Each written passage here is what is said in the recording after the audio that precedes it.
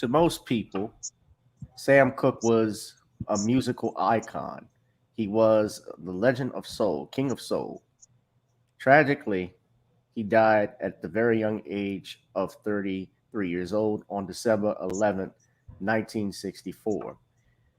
Mysteries surround his death. Still to this day, many people doubt the official versions of what happened on that day, or on that night, rather. Today, I have on Albert Lanier, and and I are going to talk about the mysterious death of Sam Cooke. I called this part two because I did a live stream back on December 11th, 1964, to commemorate the 56th anniversary of his passing. As such, we're going to go in and discuss his passing with Albert Lanier. He's going to talk about some research he's done. Albert is a has been an investigative journalist for over 26 years, and he's going to talk about his research into Sam Cooke's death, his passing, especially in light of the recent Amazon video movie that has come out, which is entitled One Night in Miami. Sean James is also listening in. Ladies and gentlemen, this is Gavin Richard Presents, and I welcome you all for tuning in. So at this time, let us begin.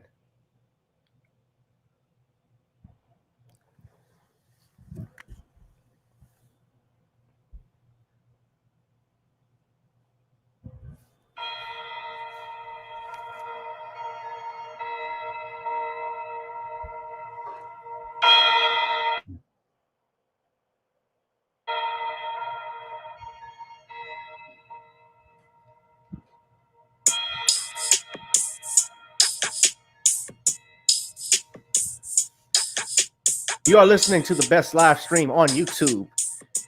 Hello, one and all.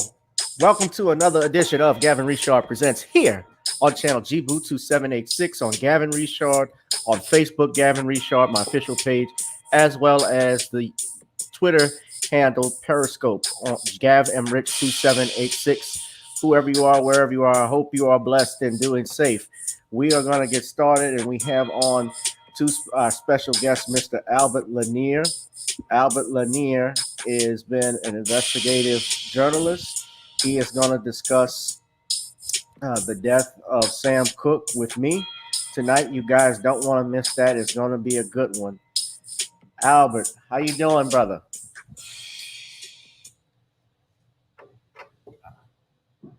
Oh, I'm sorry, you were muted for a second. Can you repeat that again?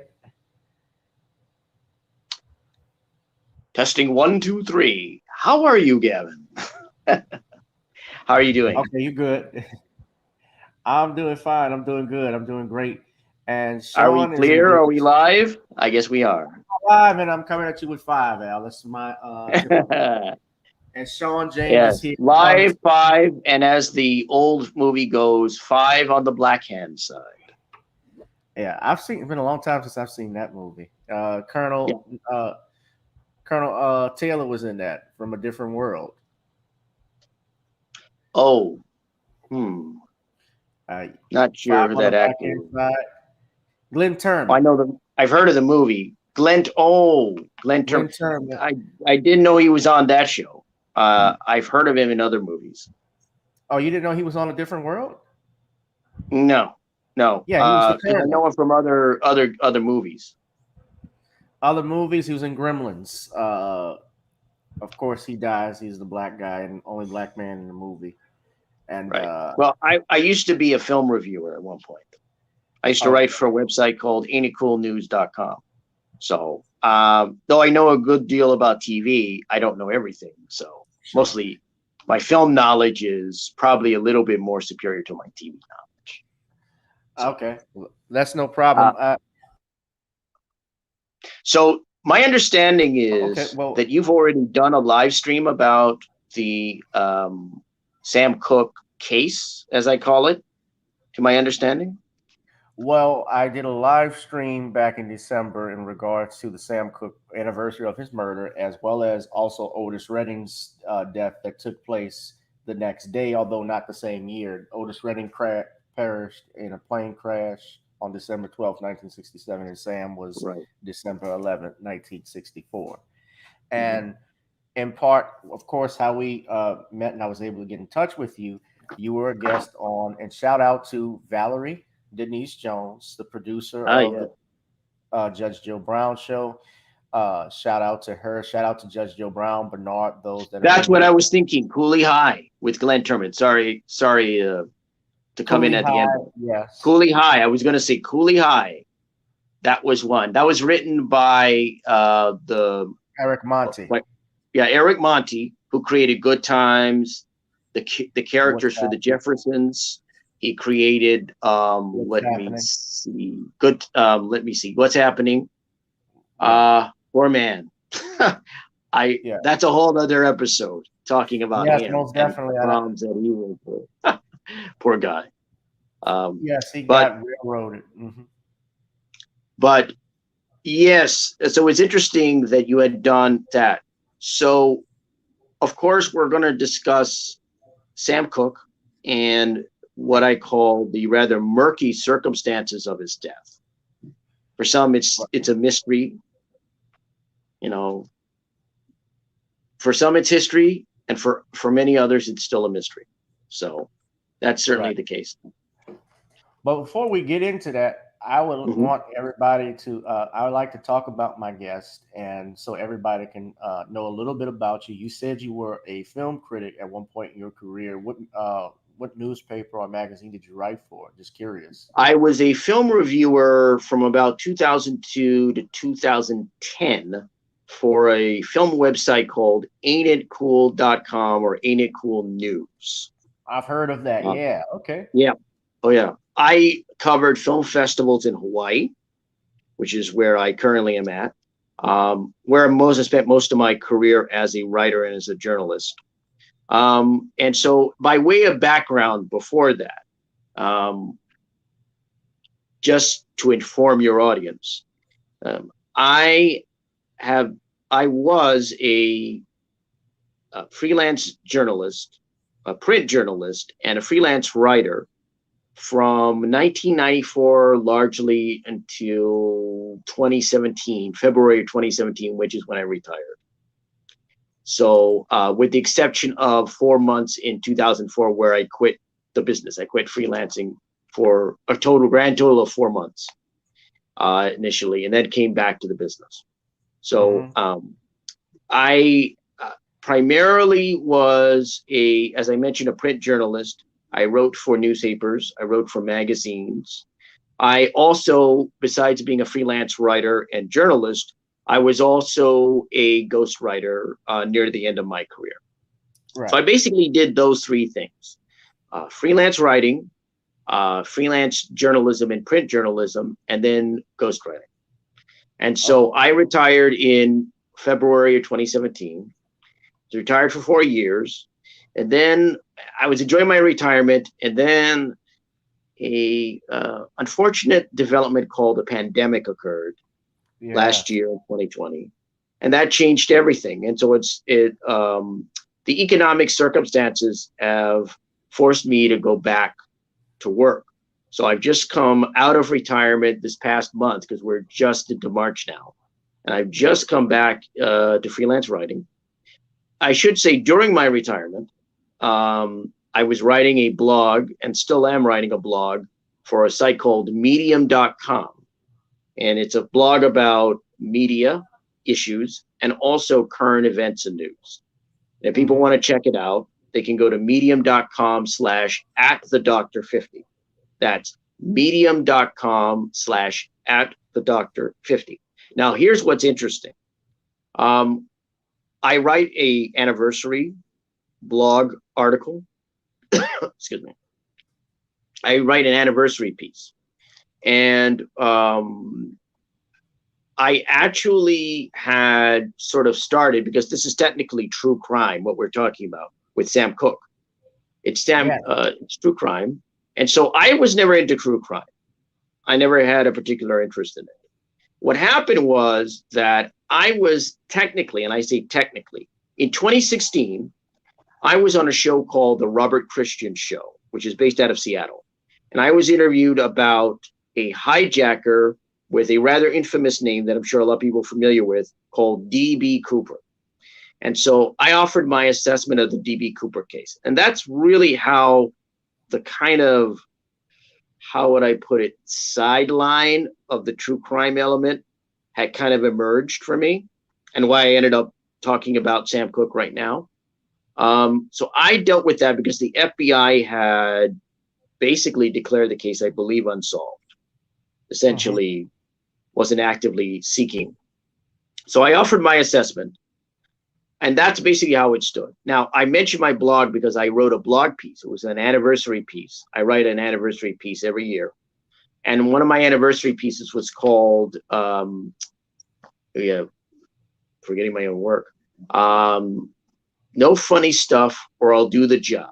That was the part of the headline. I think it was also called, and so the tagline under that was called Hanging with Mr. Cooper. So that's the whole headline. No funny stuff or I'll do the job. Hanging with Mr. Cooper. And there you go. There's Wikipedia. Wikipedia's entry on DB Cooper. Wow. Yes. The magic of YouTube and of the internet, I should say. Miracle of So, the internet. yeah. So, go ahead. I said I think it's the 10th wonder of the world. Yeah. Some people would say first, of course, those are people who have stock in Facebook, I think, or Twitter, what have you. Yeah.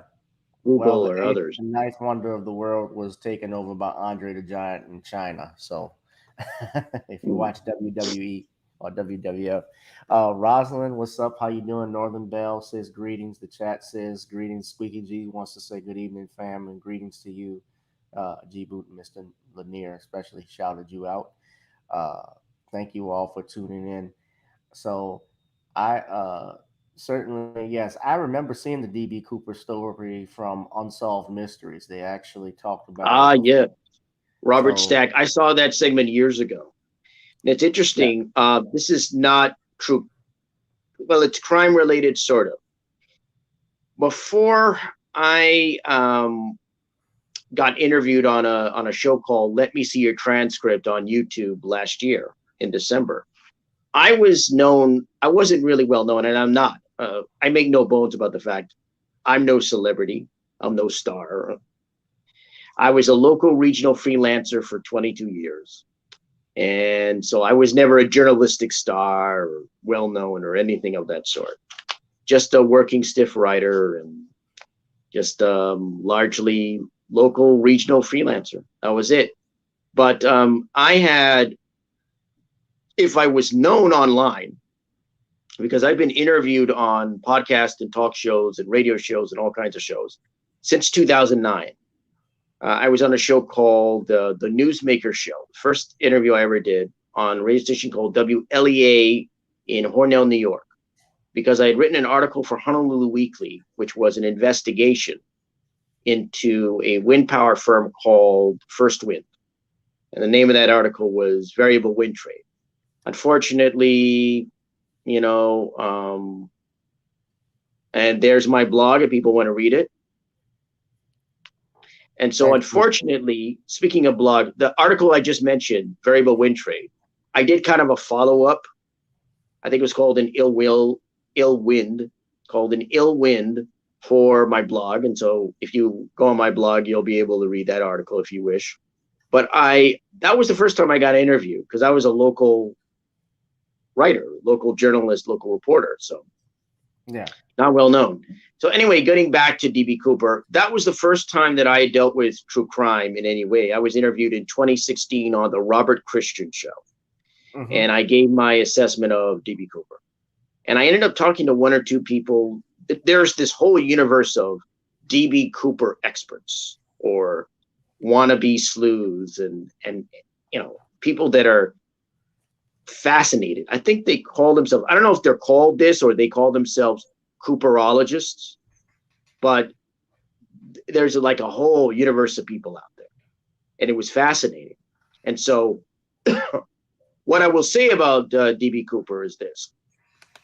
When I did my assessment, and again, the article that I wrote on my blog later after I was interviewed was called No Funny Stuff or I'll Do the Job, Hanging with Mr. Cooper. Oh, this guy has, yeah, there you go. That's the follow-up. It's kind of a years after follow-up to my article. Chat works wonders, Mr. Lanier. I mean, I don't know who this squeaky guy is, but he certainly gets the oil. I'll say that He's much. one of my moderators. So oh, really? Wow, yeah. He's on it. I've been on a lot of shows. I got to say this before we just move on. I've been on a lot of shows, and I don't know that I've ever had my work or any facet of my work pulled up as fast as I have on this show. So a tip of my hat, or my imaginary hat, to Squeaky G. I hope I got his name right. And to you, sir, for having me on the show.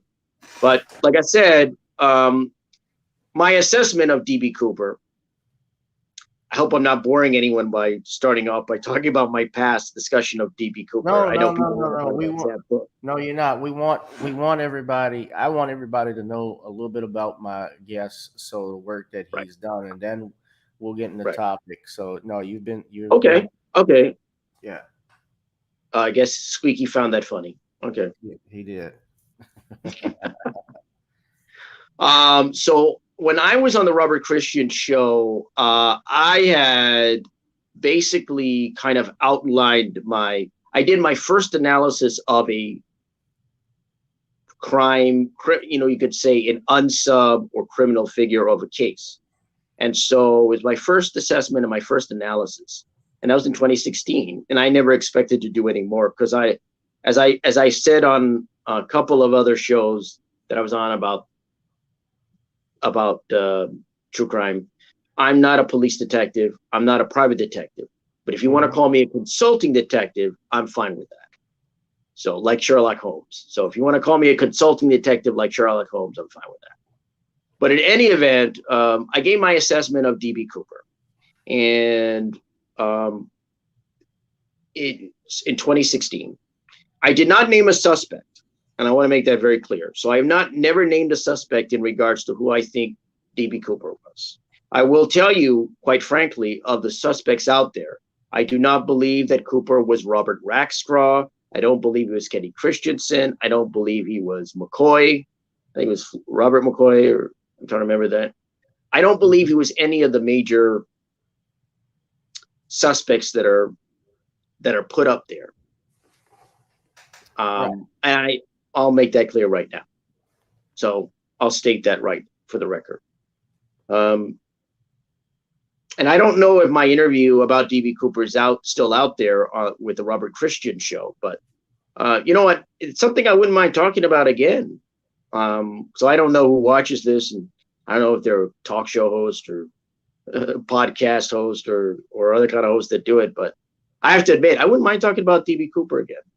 I wouldn't mind discussing that again. So. Well, you should get with, and I've already told you to get with Brother Ron Hurd. I'm sure he'd love to get into that. He's a walking encyclopedia. He even talks about not just Black history, but also just things that are in general that are historical. I mean, he knows things like that. Especially yesterday or a couple of days ago was the anniversary of Bugsy Siegel's birthday or something like that. It was his 115th birthday, if I'm not mistaken. And so, Bugsy Siegel is credited as being the father of Las Vegas. He owned a large part of what is now known as the Vegas Strip. And had he lived, he would have probably been wealthier than Bill Gates. Right. Yeah. Bugsy had that vision to create Vegas. And done. Right. Well, the problem is they didn't call him Bugsy for nothing. Right. Anyone who's looked into Bugsy because he hated that name. Yeah, he hated that name, but they called him that because of his personality, his temper. Yeah, but as he told the architect who built the flamingo, he said, "Don't worry, we only kill each other." So, right. Yeah. So anyway, that was the first time I did anything true crime oriented, back in 2016, and then about 2019 or so, I was on a show. I'd been on the show before called Parallax Views. Excuse me.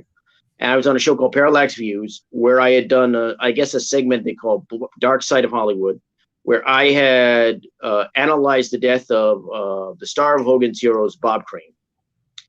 And that was when I started sort of, I guess, the subroutine, the sideline in regards to true crime. And I'd analyzed his death because there are aspects of his death that I found suspicious. And then I followed that up with, I did the Bonnie Lee Bakley case, the Robert Blake case. Ended up, Robert Blake, star Beretta, ended up going on trial for the murder of his wife. And so I analyzed those two cases.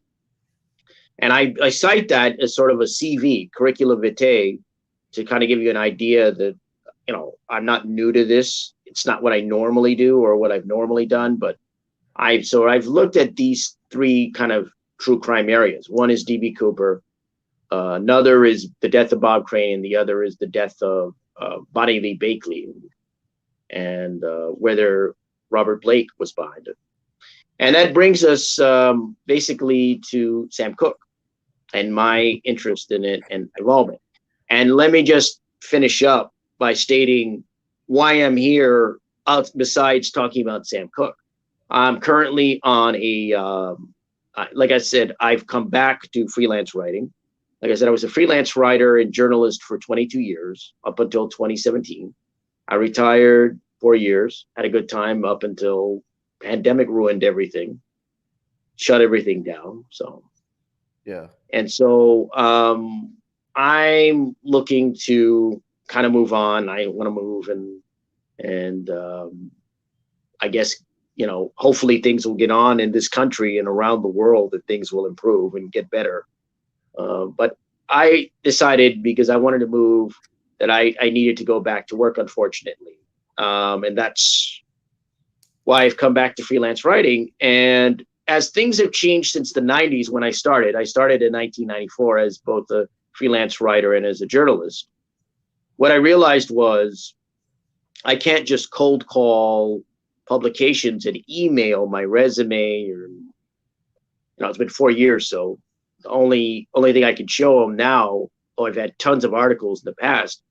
The only thing I'm going to show is my blog, and I read a number of articles there as well as other pieces.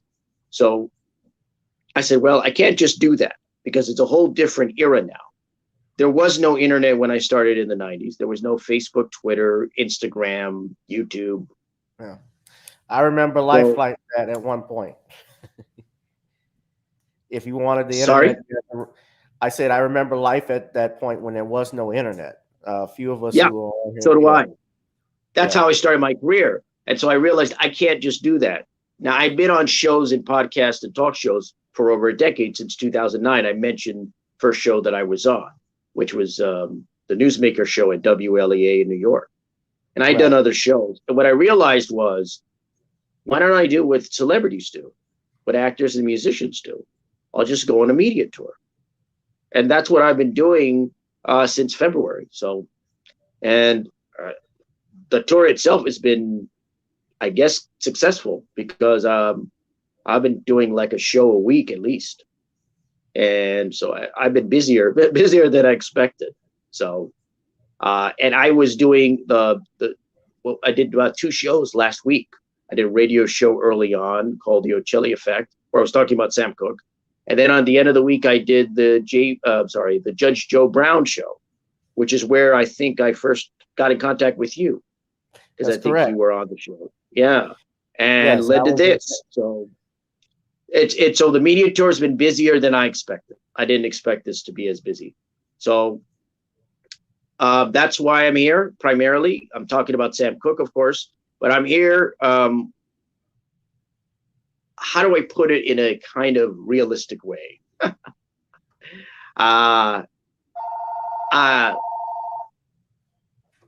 Phonus interruptus.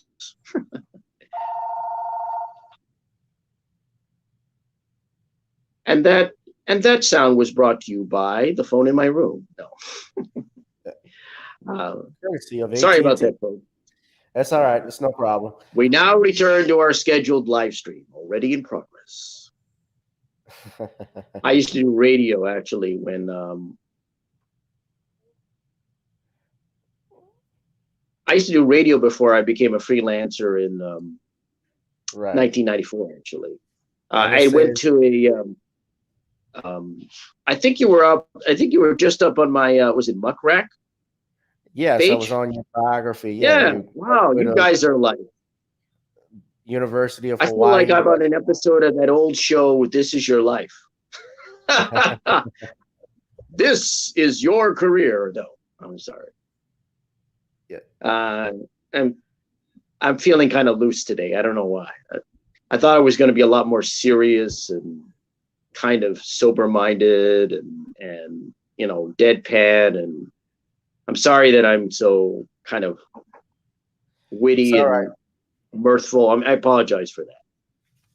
Of course, It's I do. okay. But No problem, man. yeah. I don't know why. I'm just in a happier mood than I expected to be. Yeah. But in any event, I must be boring people by talking about this. I know they're like, why don't you just shut up and get on with Sam Cooke? That's what people are saying in the chat. I bet just shut up and get on with Sam Cooke. Well, yeah, I wouldn't put it in those terms, but I think everybody that wants to check out your blog post, we have it here in the comment section. Some articles that you've written. If anybody wants to check out Al's biography, it is right here on Muckrack. He is a wow. Well, what you're about You to say? guys are on it. I mean, I have to say, I picked the right show to go on in regards to my media tour because you guys are promoting the hell out of me right now. It's wonderful. And I have to say, I'm new to all this because I'm a writer and I'm not a salesman. I've sold articles to publications, but I'm not a salesman. So I've never marketed before and I never promoted.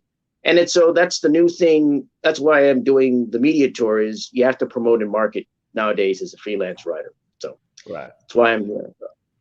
And so that's primarily why I'm here. And been busy doing shows.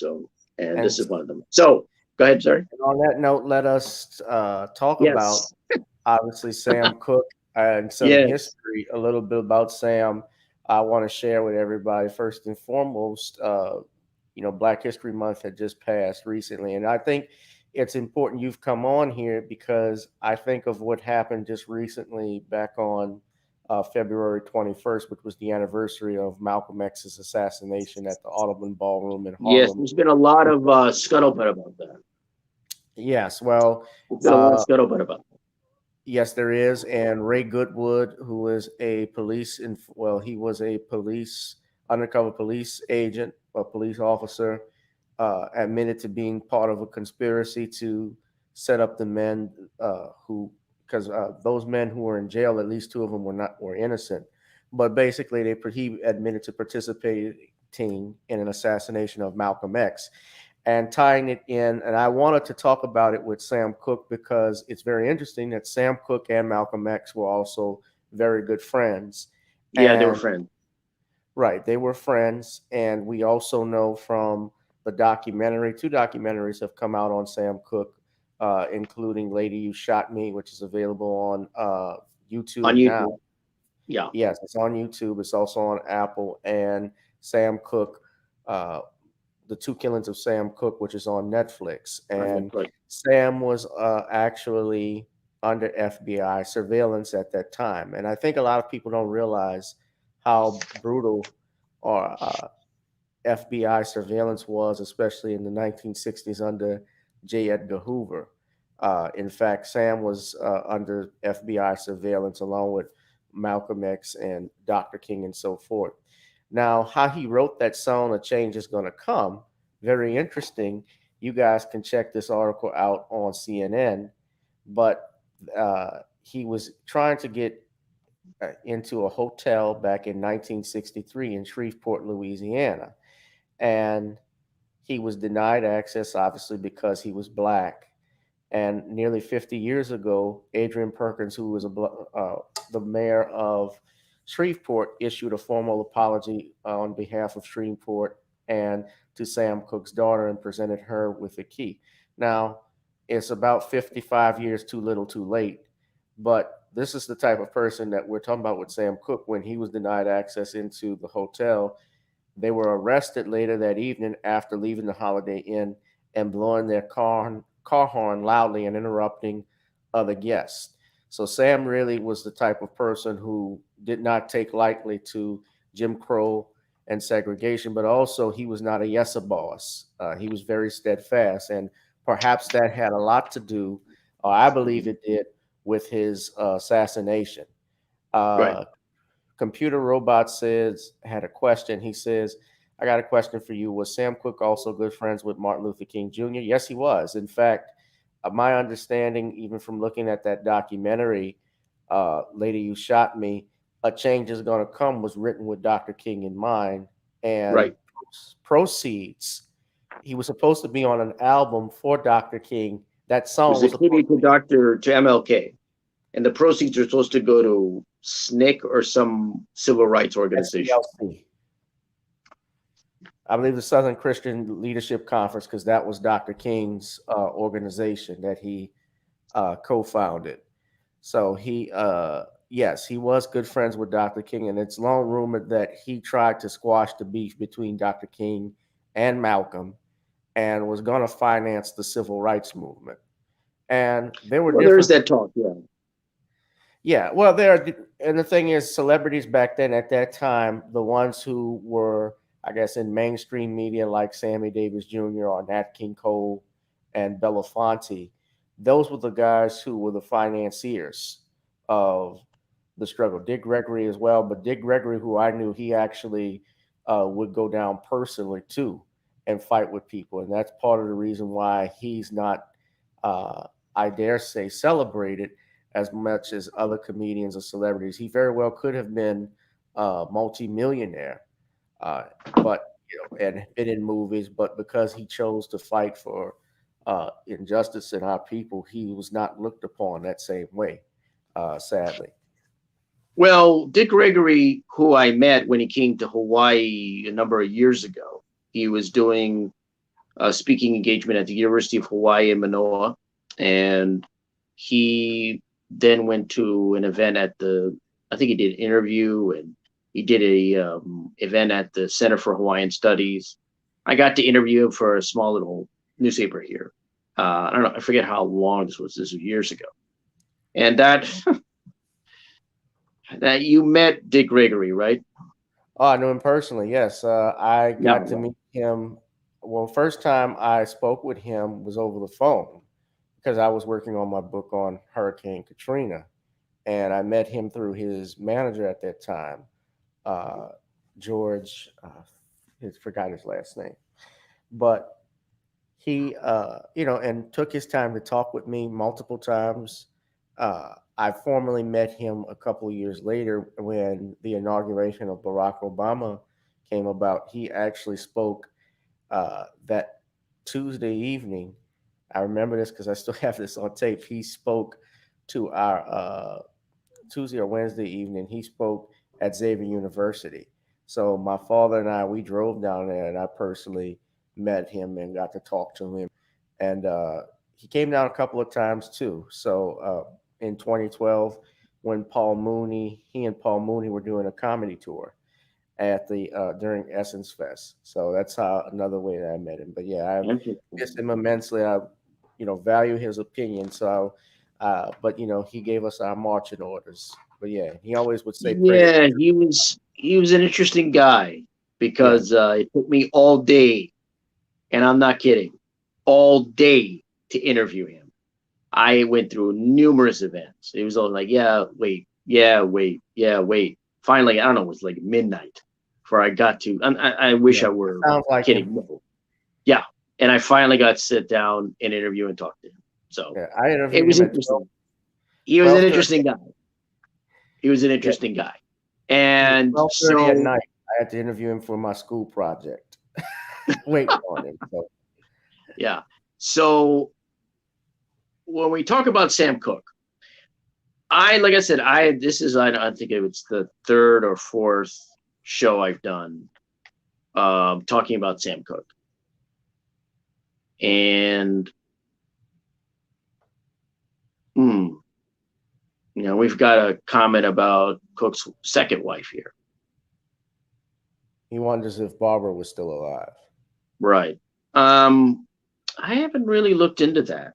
My purview, just so that people understand, my interest is in the death of Sam Cooke and circumstances surrounding it, and involvement in regards to business. In terms of his personal life, unless it's germane to his death or business, I don't get involved in that. I don't have a particular side to, I don't have a particular interest. I don't have a particular opinion about him as an individual or as a man. I'm rather neutral about him. I don't know if people like or dislike. I don't really care, but I'm really neutral about Sam Cooke as an individual. My focus was on his business dealings in terms of the music business and his death. And that's what I concentrate. Well, I know there's talk about. Yeah, go ahead. His personal life, though, Al, and may interrupt you from time to time. It's not to be rude or anything, but I think his personal life does play a role in his death because, and I don't know if you've researched this, but there had been rumors that possibly, and I've seen people say this, that his wife might be a possible suspect or be involved in it. I was going to ask you about that a little later on. So right, and you can bring that up again. But what I will state is, at this point, what I wanted you to do, since I've done shows now, I've done like 2 or 3 shows in a row talking about Sam Cooke. If you could, since you're familiar enough with Sam's passing and his life, if you could just kind of talk to us or lay out for the audience the official story and the official account of what happened the night that Sam Cooke was found dead. And then I'll go into my analysis, because I think since we spoke on the phone, it's clear you have a certain knowledge of Sam Cooke and a knowledge of what's going on. And I think it would be interesting to have someone else, because I've been kind of laying it out on shows, and I think your knowledge should be sort of validated here. Well, for those who have seen my previous broadcast, you guys are familiar with this, and those that don't, I'll try and be short and sweet to the point. Essentially, Sam was on the night of December 11th, 1964, or rather December 10th, 1964. Sam was at a restaurant called Martino's in downtown Los Angeles. He joined Al Schmidt and his wife Joan, who was a journalist, his then wife at that time, for dinner, where Sam was seen pulling out almost $5,000 in cash. He carried around a big roll of dollar bills. And, Al Schmidt was supposedly telling Sam, hey, man, you don't have to pull all your money out like that because people are watching and so forth. Where Sam got up and went to the bar to talk to someone. And at someone he was familiar with, and at some point or another, he caught the eye of this cute Asian girl whose name is Alicia Boyer.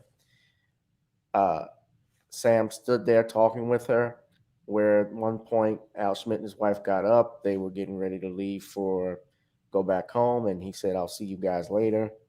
And then he ventured to another party at a place called PJ's, and Alicia Boyer, I believe, went with him. And this is the last point. At that party was the last time Sam Cooke was seen alive by a few others. So subsequently, for whatever reason, he drives past all of these hotels and places to go to the Hacienda Motel, which is if I looked at it, I believe it is in Watts, if I'm not mistaken. My understanding, it is the black part of town. Now, that's very important because South Central. It's in South Central LA. They didn't call it South Central. According to when I was on the Judge Joe Brown show this past Friday, he's from LA, as you're well aware. He stated it wasn't called South Central then, but it is. I think they call it South LA now. But it was normally known South Central. Go ahead. Sorry to interrupt. Right. So in South Central Los Angeles, it's the black part of town, and it's very important for. And I'll explain it to you in a little bit. So, some point while they're driving there, Boyer is claiming that she wanted to go home, and Sam Cooke refused to let her out and bring her home. And he goes to that hotel. He had to sign his name in the registry when he met with the manager, Bertha Franklin, who told him to sign in order to get a room at the hotel. And he signs with his real name, not an alias, not an alias, not a fictitious name, not even as a John Doe. He signs as Sam Cooke, which is another red flag. So at some point, when they go into the hotel room, Boyer claims that Sam Cooke tried to assault her. He tried to rape her. But before he could do that, and these are her words, she stated he went off into the bathroom where she grabbed his clothes and ran out. Supposedly went to Franklin to get help. She got declined, and then she ran off a few blocks later and supposedly called 911. Sam Cooke comes out of the hotel room. He only has his socks. He only has his top coat, and he goes banging, looking for the girl. And Bertha Franklin answers the door. He goes to her butterfly 70, says, "Was this a white woman?" No, Lisa Boyer was Asian. See, goes to the door of the manager, complaining, "Where's the girl? Where's the girl?" Franklin says, "I don't know what you're talking about. I don't know." And at some point, she claims Sam broke the door down. And one thing led to another. They tussle, at which point she grabs her gun. She claims, I believe, it was a 38, if I'm not mistaken.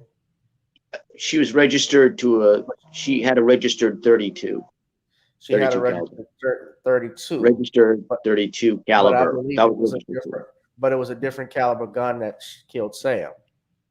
My Right, and I'll understanding. get to that. Right. So she shoots him, and under his armpit, which pierces his lung, hits his heart and kidneys, and his last words on this earth was, "Lady, you shot me." And she fired, I believe, another time, or at least three times total. At which point, then she said Sam Cooke wasn't finished. Still went to reach for her. She picks up a broomstick and hits him over the head, and he later dies. As you've seen in the video, in the pictures before, and that is the official story. The official story is Bertha Franklin shot Sam Cooke in self-defense, justifiable homicide. Right. So that was a pretty good recitation. I I like the way that you went through that. So that is the official account, so that people understand. Gavin did a good job of stating the official account. Now, when we look at this official account, what we have to look at is the fact that he was found in the early morning hours, as they might put it, at a seedy motel. The reason I got interested in this case was because I had read a biography of Sam Cooke, or read through it. And in the dust jacket, side cover, what it noted was that he was found in this hotel, and that stood out to me. This guy is a successful singer, songwriter, producer, and he's found in some sleazy, seedy, shabby motel. Something didn't add up to me. So I went, and so I kept that in my mind. And years later, I mentioned the two cases. I had been interviewed and gave an assessment of the Bob Crane case and the Bonnie Lee Bakley. And the movie One Night in Miami had come out recently, and I thought this is the right time to talk about it. Now,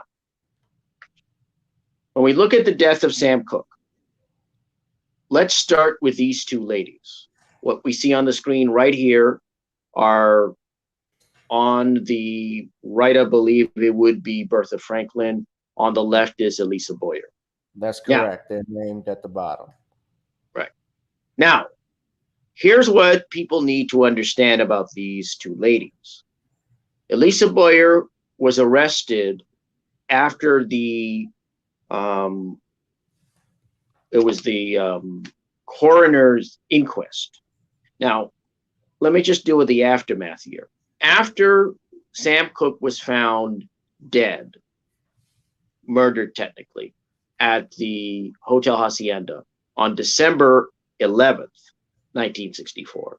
On December 16th, 1964, you had a coroner's inquest at the LA Hall of Justice. I think it was like room 150 or so, to be exact. And what happened was that Elisa Boyer and Bertha Franklin testified. Another person supposedly testified as well, and her name was Farr. Last name was Farr, and she was the owner of the Hotel Hacienda. Now, right, she testified Farr, as well. She was on the phone with Franklin. Right, that's right. She claimed to be on the phone with Franklin when Cooke broke down the door and started attacking Bertha Franklin. Now, this inquest happened, like I said, Sam Cooke was found dead December 11th. This inquest happened on December 16th, 1954. 5 days afterwards. And after the testimony of Boyer, Franklin, and Farr, the verdict was justifiable homicide. Now, to finish out this inquest, I will say that what was odd about the inquest was, or for some, and if you look at the documentaries, The Lady Who Shot Me, especially, which is on YouTube, I recommend that documentary for those interested.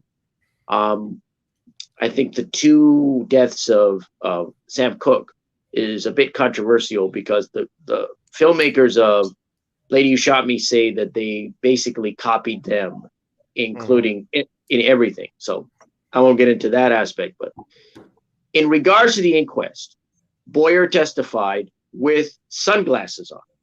She had black glasses on the stand. People thought that was odd. Both of them did, actually. Yeah, but at least her Franklin had glasses on, but her glasses looked like reading glasses, closer to reading glasses. In Boyer's case, they were clearly sunglasses.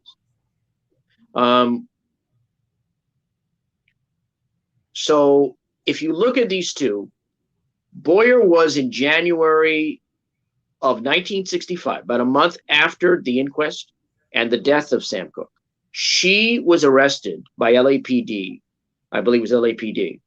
She was arrested on a charge of, I believe, was solicitation or at least relating to prostitution. She was on the phone with an undercover cop trying to arrange an assignation, a date, so to speak, for about $40. I'm trying to be a little politically correct here, but using such terms as assignation. But she was trying to arrange a hookup, a date, for about $40. That was Elisa Boyer, and she got arrested. In late 1970s, about 1979, she went to prison for, I believe, second-degree murder of, I believe, her boyfriend.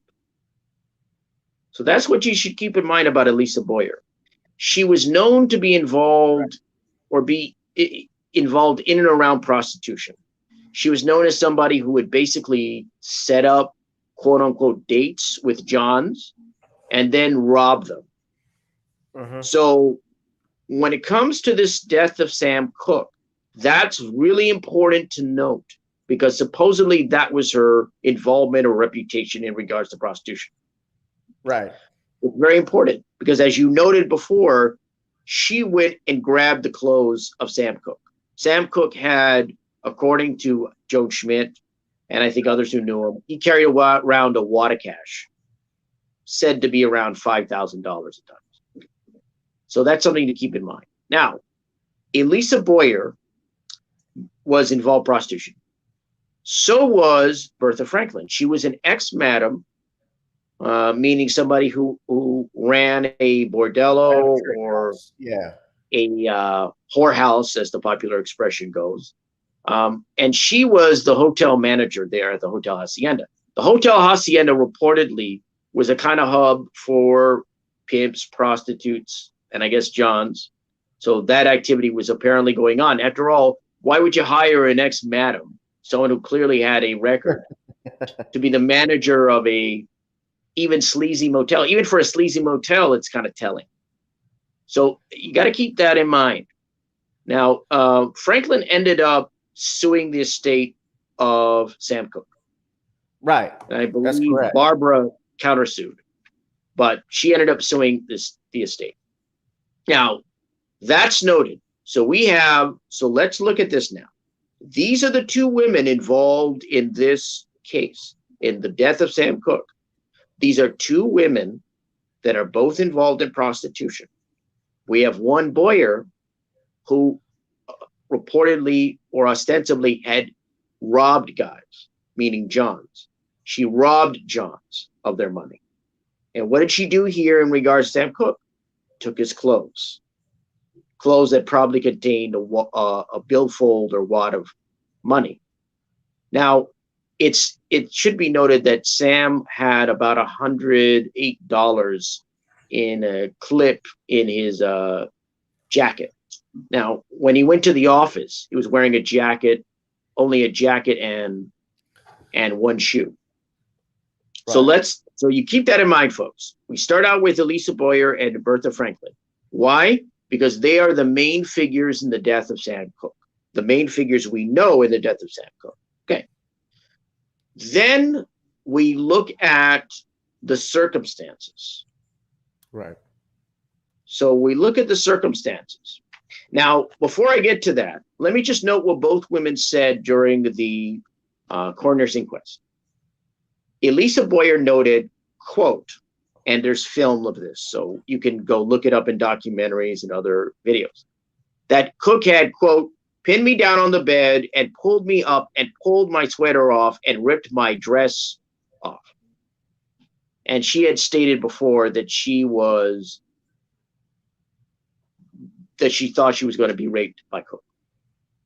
And Bertha Franklin stated in the inquest, I started shooting. He wasn't too far. He was at close range, or he was close. Mm-hmm. And she said she had shot 3 times. Now, let's get to the conditions here. Well, before that, Al, wait, let me just stop you. Let's go even before that. She even said, this was Bertha Franklin, that she did not recognize who Sam Cooke was. And the reason why I mentioned the black part of town, South Central, is that that area was, of course, the black area. And he was, at that time, the most popular black celebrity, probably outside of a few others like Sammy Davis Jr. or James Brown. But the point being, everybody knew who he was. And Zelda Right. He would have been well known in that community. He would have, right. I mean, maybe not by everyone, but he would have been well known. Correct. I'm sorry. Now go ahead. Okay. So we have, just so that people understand, we have these two ladies. When we're looking at why there are questions about this death and why it's murky, here's what we know about these two ladies. These are facts about these two ladies, right? We have a woman who was involved in prostitution, Elisa Boyer, who reportedly robs Johns. And we have Bertha Franklin, who was a madam running a at the heels motel or hotel in South Central, as it was called. I think it's called South LA now. So we got that in mind. We've heard their accounts. I noted what they stated on the record at the coroner's inquest. Bertha Franklin was found to have committed justifiable homicide by the coroner's jury. Now, we look at the details now. So let's start with that night. We know that Sam Cooke was at a restaurant called Martini's, I think. Martoni's, sorry. It was Martoni. Yeah, Martoni's. Now, Martoni's was a music industry hangout, generally.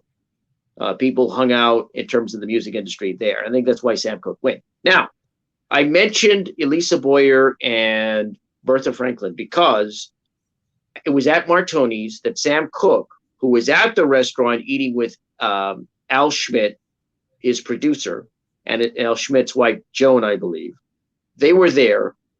Supposedly, Cooke had had, 4 martinis to drink or so forth. But he met Elisa Boyer at Martoni's. So she's at this restaurant, right?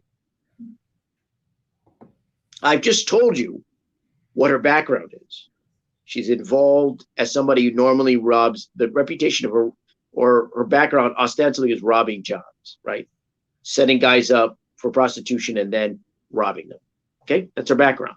She meets Cooke at Martoni's. They end up going to PJ's, I think either at 1 a.m. or after 1 a.m. Actually, Cooke was supposed to meet, I believe it was the Schmidts there. Now, I always say in regards to this case, you have what occurred you have from PJ's till the time they get to Hotel Hacienda. You have that timeline. So whatever really happened to Sam Cooke, in my view, occurred between what his arriving at PJ's or what occurred at PJ's. Ostensibly, the report was that he got into an argument with some guy who was hitting on Elisa Boyer. That's one account. Yes. But my view is it's from PJ's to what occurred at the Hotel Hacienda. So I think that timeline. Now, the person whose account we depend on here is Elisa Boyer's. She's the sole source of the official account, as she testified at the coroner's inquest. So that's her account, basically. So we have a one source account. So my view is that whatever happened to Sam Cooke really happened to him occurred in the time that he either arrived at PJ's or was there for a while, and the time that he was found at the Hotel Hacienda about 3 a.m. or after 3 a.m. So the time span would be, I'm thinking, if they got there about 1 a.m. or after, from about 1 a.m. or after to about 3 or after when the police arrived at the Hotel Hacienda. Now, the account, of course, as you laid out quite well, notes that that Sam and Elisa Boyer drove over to the Hotel Hacienda. Now, the Hotel Hacienda was known for being, as I mentioned, a kind of hub for prostitution to a certain extent. It was also, from what I understand, a place where musicians could go and have their, I guess, extramarital affairs or their assignations or hookups. That's the reputation that I've heard or that I've been aware of. And so it's when you look at these details, you're seeing that something is not quite random about this. I don't believe this was random at all. I don't believe Elisa Boyer's involvement was random. I don't believe that Bertha Franklin's involvement was random. I don't believe that the fact that this was the hotel that Sam Cooke was found in was random. These all strike me as being chosen. These are all handpicked. These two ladies that you see on the screen, for those who are watching, these ladies, in my view and in my assessment, were handpicked by whoever was involved in the death of Sam Cooke. They were handpicked. They had to have been. It's no accident that Elisa Boyer was at Martoni's. It's no accident that Bertha Franklin was the manager of the Hotel Hacienda. This was a clear setup. Well, I definitely believe it was. Go ahead, finish your last point. Right. And so when we go ahead. Go ahead and finish your point. I was just going to say, let's talk about who set him up, but finish your sentence. So we already know that these two so I'm already putting out what my thesis and my assessment is a bit early, which is it's a setup. Now, how do I know that it's a setup, or why am I saying that it's a setup? One, you look at these two ladies on the screen here. It's not an accident that they were involved. It couldn't have been. It just doesn't add up that you have a woman who is known for potentially robbing Johns, gets arrested for prostitution or solicitation a month after by police. And then you have Bertha Franklin, who is a former madam running this motel. Now, how do I also know that this is a possible setup? Let's look at the conditions of this entire story. Again, the account is solely that of Elisa Boyers. She's the only one that we get this account from, right? So Yeah. let's look at the fact that Sam Cooke was found in the office of the motel. Let's ask a question. Why? The story that we have is that he was drunk. Indeed, he was found, was it 0.16 or 0.16 above, blood alcohol level. It was above the legal limit. So that's true. But we ask ourselves, I ask the questions, one of the questions I ask is, why was he found in the office? Why? If this was a setup, and I believe it was, why not leave him in a hotel room? Could have been very simple. It strikes me that whoever set this up, and I believe this was set up, needed him to be found in that office. They needed him to be found in the condition he was, which was naked except for a sport jacket on and a shoe. Yeah. They needed him. It was almost as if they needed him to be humiliated in death. That's what it strikes me. Well, that's what they do in to many black artists, especially they black celebrities, your name gets tarnished, like Eddie Griffin said. Nobody lives this business clean. Whether you're talking about Michael Jackson with his allegations, Bill Cosby, or countless others, even Michael Jordan, Kobe Bryant, for instance. I mean, after Kobe Bryant died, I mean, my goodness, we had people talking about him being a rapist and almost damn near praising his death. Abigail Disney and Evan Rachel Wood made some comments like that, to which Vanessa Bryant clapped back. But yeah, Sam Cooke's reputation here took a big hit, and for a lot of people when this stuff happened, but a lot of people fell for that. Well, here's the thing. It's interesting you bring up Kobe Bryant, because if Lady Elisa Boyer, if you could call her a lady, lady of the evening, I guess. Lady of the evening, lady of the night. This lady of the night had stated that she felt like she was going to be raped. She said that she had been kidnapped and was going to be raped by Sam Cooke. So you have to look at that factor. You have to go, wait a minute. Here's a guy who was doing well financially. He was basically, from a music perspective, what I call a hit factory. From the late 50s, when he entered because he came from a gospel background. Right. When he entered the sort of secular side of show business, or the secular side of the music industry, from the late 50s until 1964, basically most of his records, if not all, charted and were hits. Yes. He had a phenomenal winning streak. He was like a guy who was, it was like, what's his name? Joe DiMaggio, when he had that streak, when he was like he had a hitting streak every day, I think it was, like nonstop. That was what Sam Cooke was in regards to records. He had this phenomenal winning streak. And it was very clear, it was very sick. Yeah, that was the gospel group that he was in from, I think, about 1950 to 55. I'm trying to remember who. But he was there in the 50s. That's how he first started. And so he was a successful guy, very successful. And he had a house in Los Feliz, nice house. And so you have to ask, so this guy, he had a record that had come out in 1964. It just come out that year, called Live from the Copa. And so I'm going, here's a guy, and I should also finally note that he had his own record album, record labels, SAR and Derby. He had his own management. He had his own music publishing. He wanted to control his music, and I'll get to that a little later. Yeah. And so you go, why is this guy who was very involved in the music industry, wanted control of his music, very into his career? Why would he risk his career to kidnap a young woman who he didn't really know, take her to a sleazy motel, and then have her against her will, have his way against her will? It made no logical sense. Now, to be honest, Sam was a guy who cheated on his wife, Barbara. So he was a guy who played the field, so to speak. So he was a ladies' man.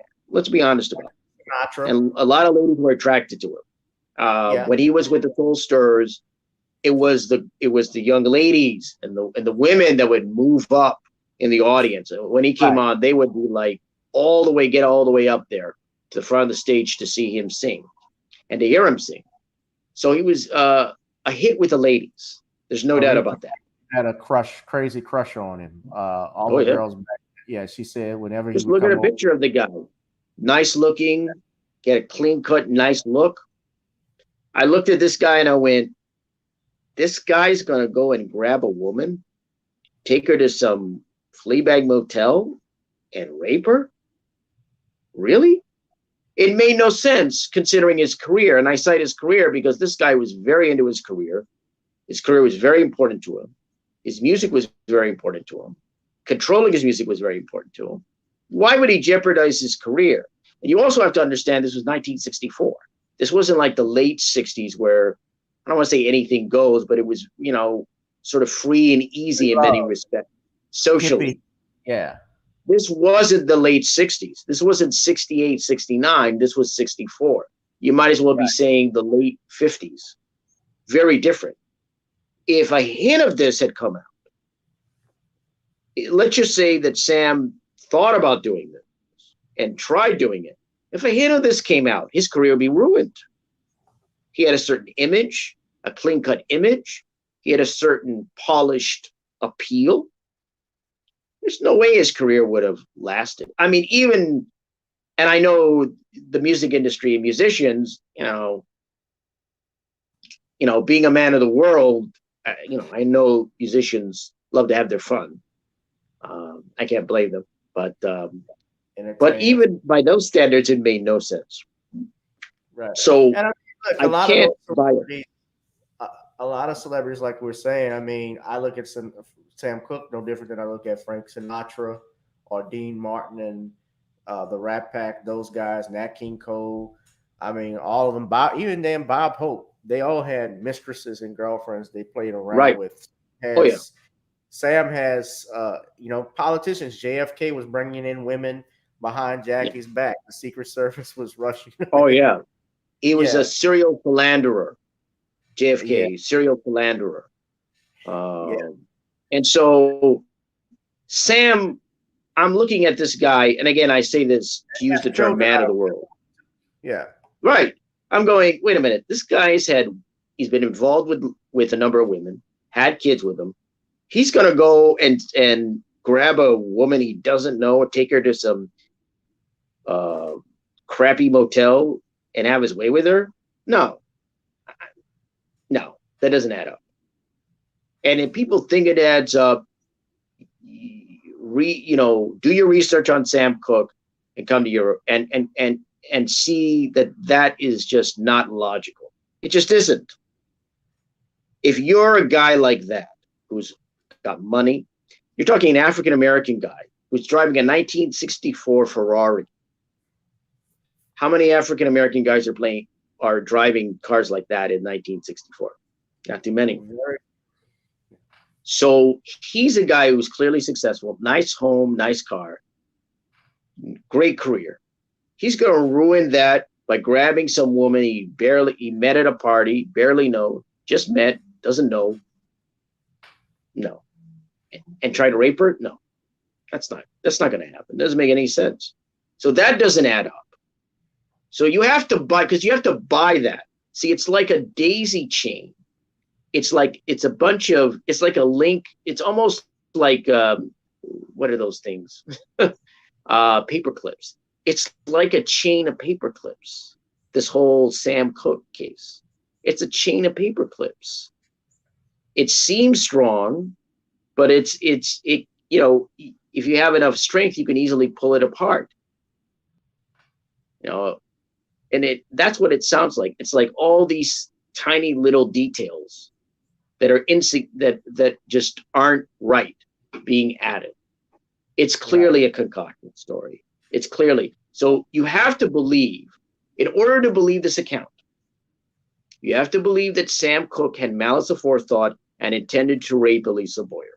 You have to believe that, because if you don't, then you have, as they would say, and as you well know as an attorney, reasonable doubt. There is reasonable doubt if you don't believe this. Let's just say this is the prosecution's burden of proof, right? This is their contention.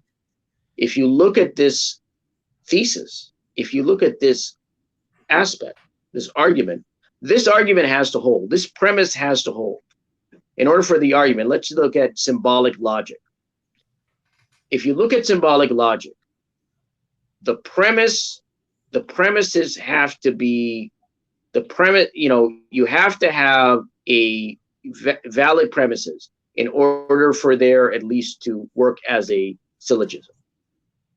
And if invalid, if the conclusion's invalid, and if you have invalid premises, it's not going to work. And so this premise that Sam Cooke met this woman, grabbed her, sent her to the motel to rape her, is invalid. Doesn't add up, doesn't work. Right. Now, we see a picture of Sam Cooke there at the top of the screen. There were two funerals that were held for Sam Cooke. And what I will note about Sam Cooke is that at the Chicago funeral, the singer Mavis Staples? Not the Staples. Oh, you mean Etta James? Etta James. I think in her autobiography, she notes that she noticed that that Sam Cooke's hands were broken, and that his face looked at it like it had been, his head looked like it had been nearly ripped from its shoulders. So she said his hands were broken, and his head looked like it had been ripped from his shoulders. I think he even had some relatives of Sam Cooke's that noticed this. Yeah, this suggests even suggested that. I'm sorry, I'm saying Muhammad Ali was at his funeral and even suggested. Right, he was. Yeah. This suggests that there was a beating inflicted upon Sam Cooke, if these details are correct, that he wasn't just shot, that there was some cranial trauma in regards to the head, and that his digits were, if not broken, then injured, meaning his hands, specifically his fingers. So if we are to believe this, that means that Sam Cooke could possibly have been beaten up probably before he was killed or shot. If indeed he was killed the way that the official account states he was, right?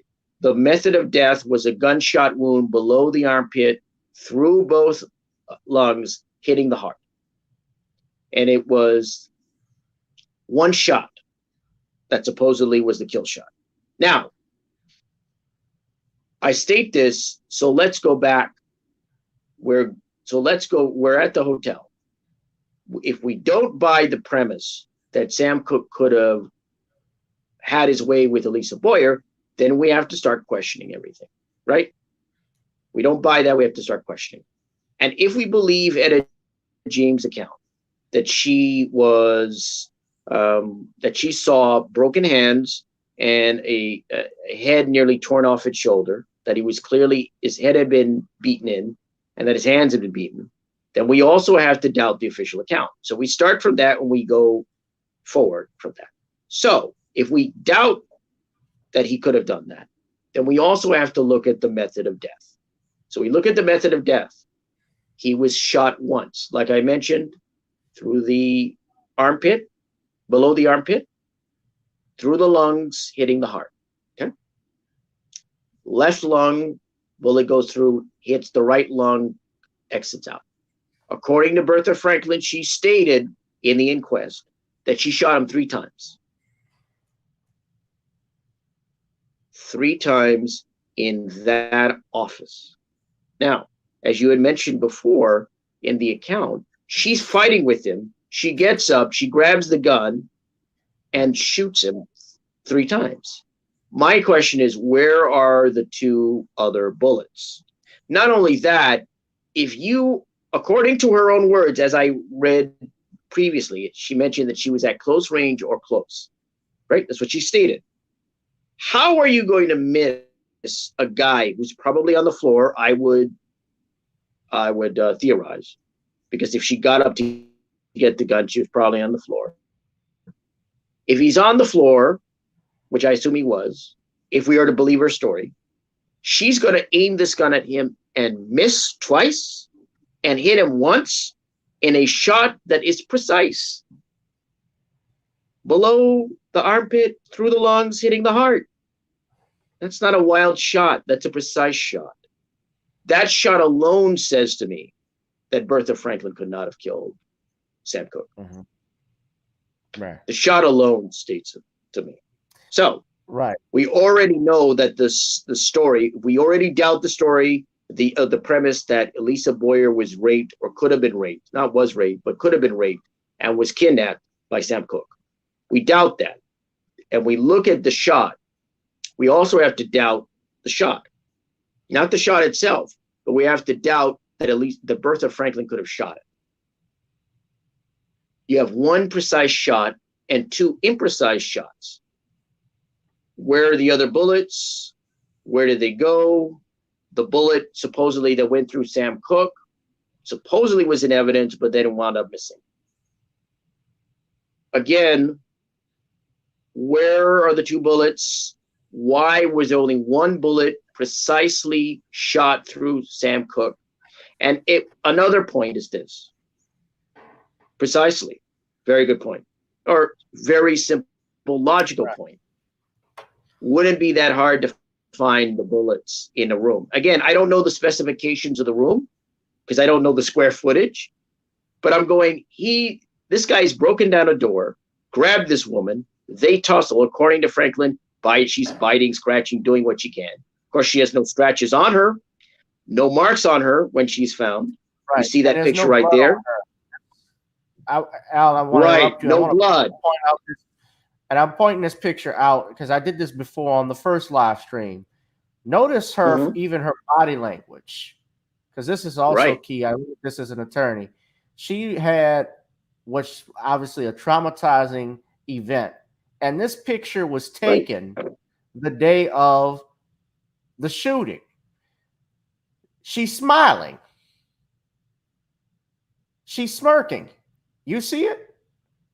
Right. So this doesn't look like somebody that just went through a tussle for her life. Mm-hmm. This looks like somebody who got paid off. This is my opinion. They got paid off primarily, and we'll get to who we think the suspects are in a second. But I look at this, and I'm looking at her body language. This doesn't look like, and her clothes are not disheveled. There's no blood on her clothes. If there was blood, we mentioned the police, the Los Angeles Police Department, and Judge Joe Brown told you this. They have been known to be corrupt. Daryl Gates, I believe, was the police commissioner at this time. He was a vehement racist.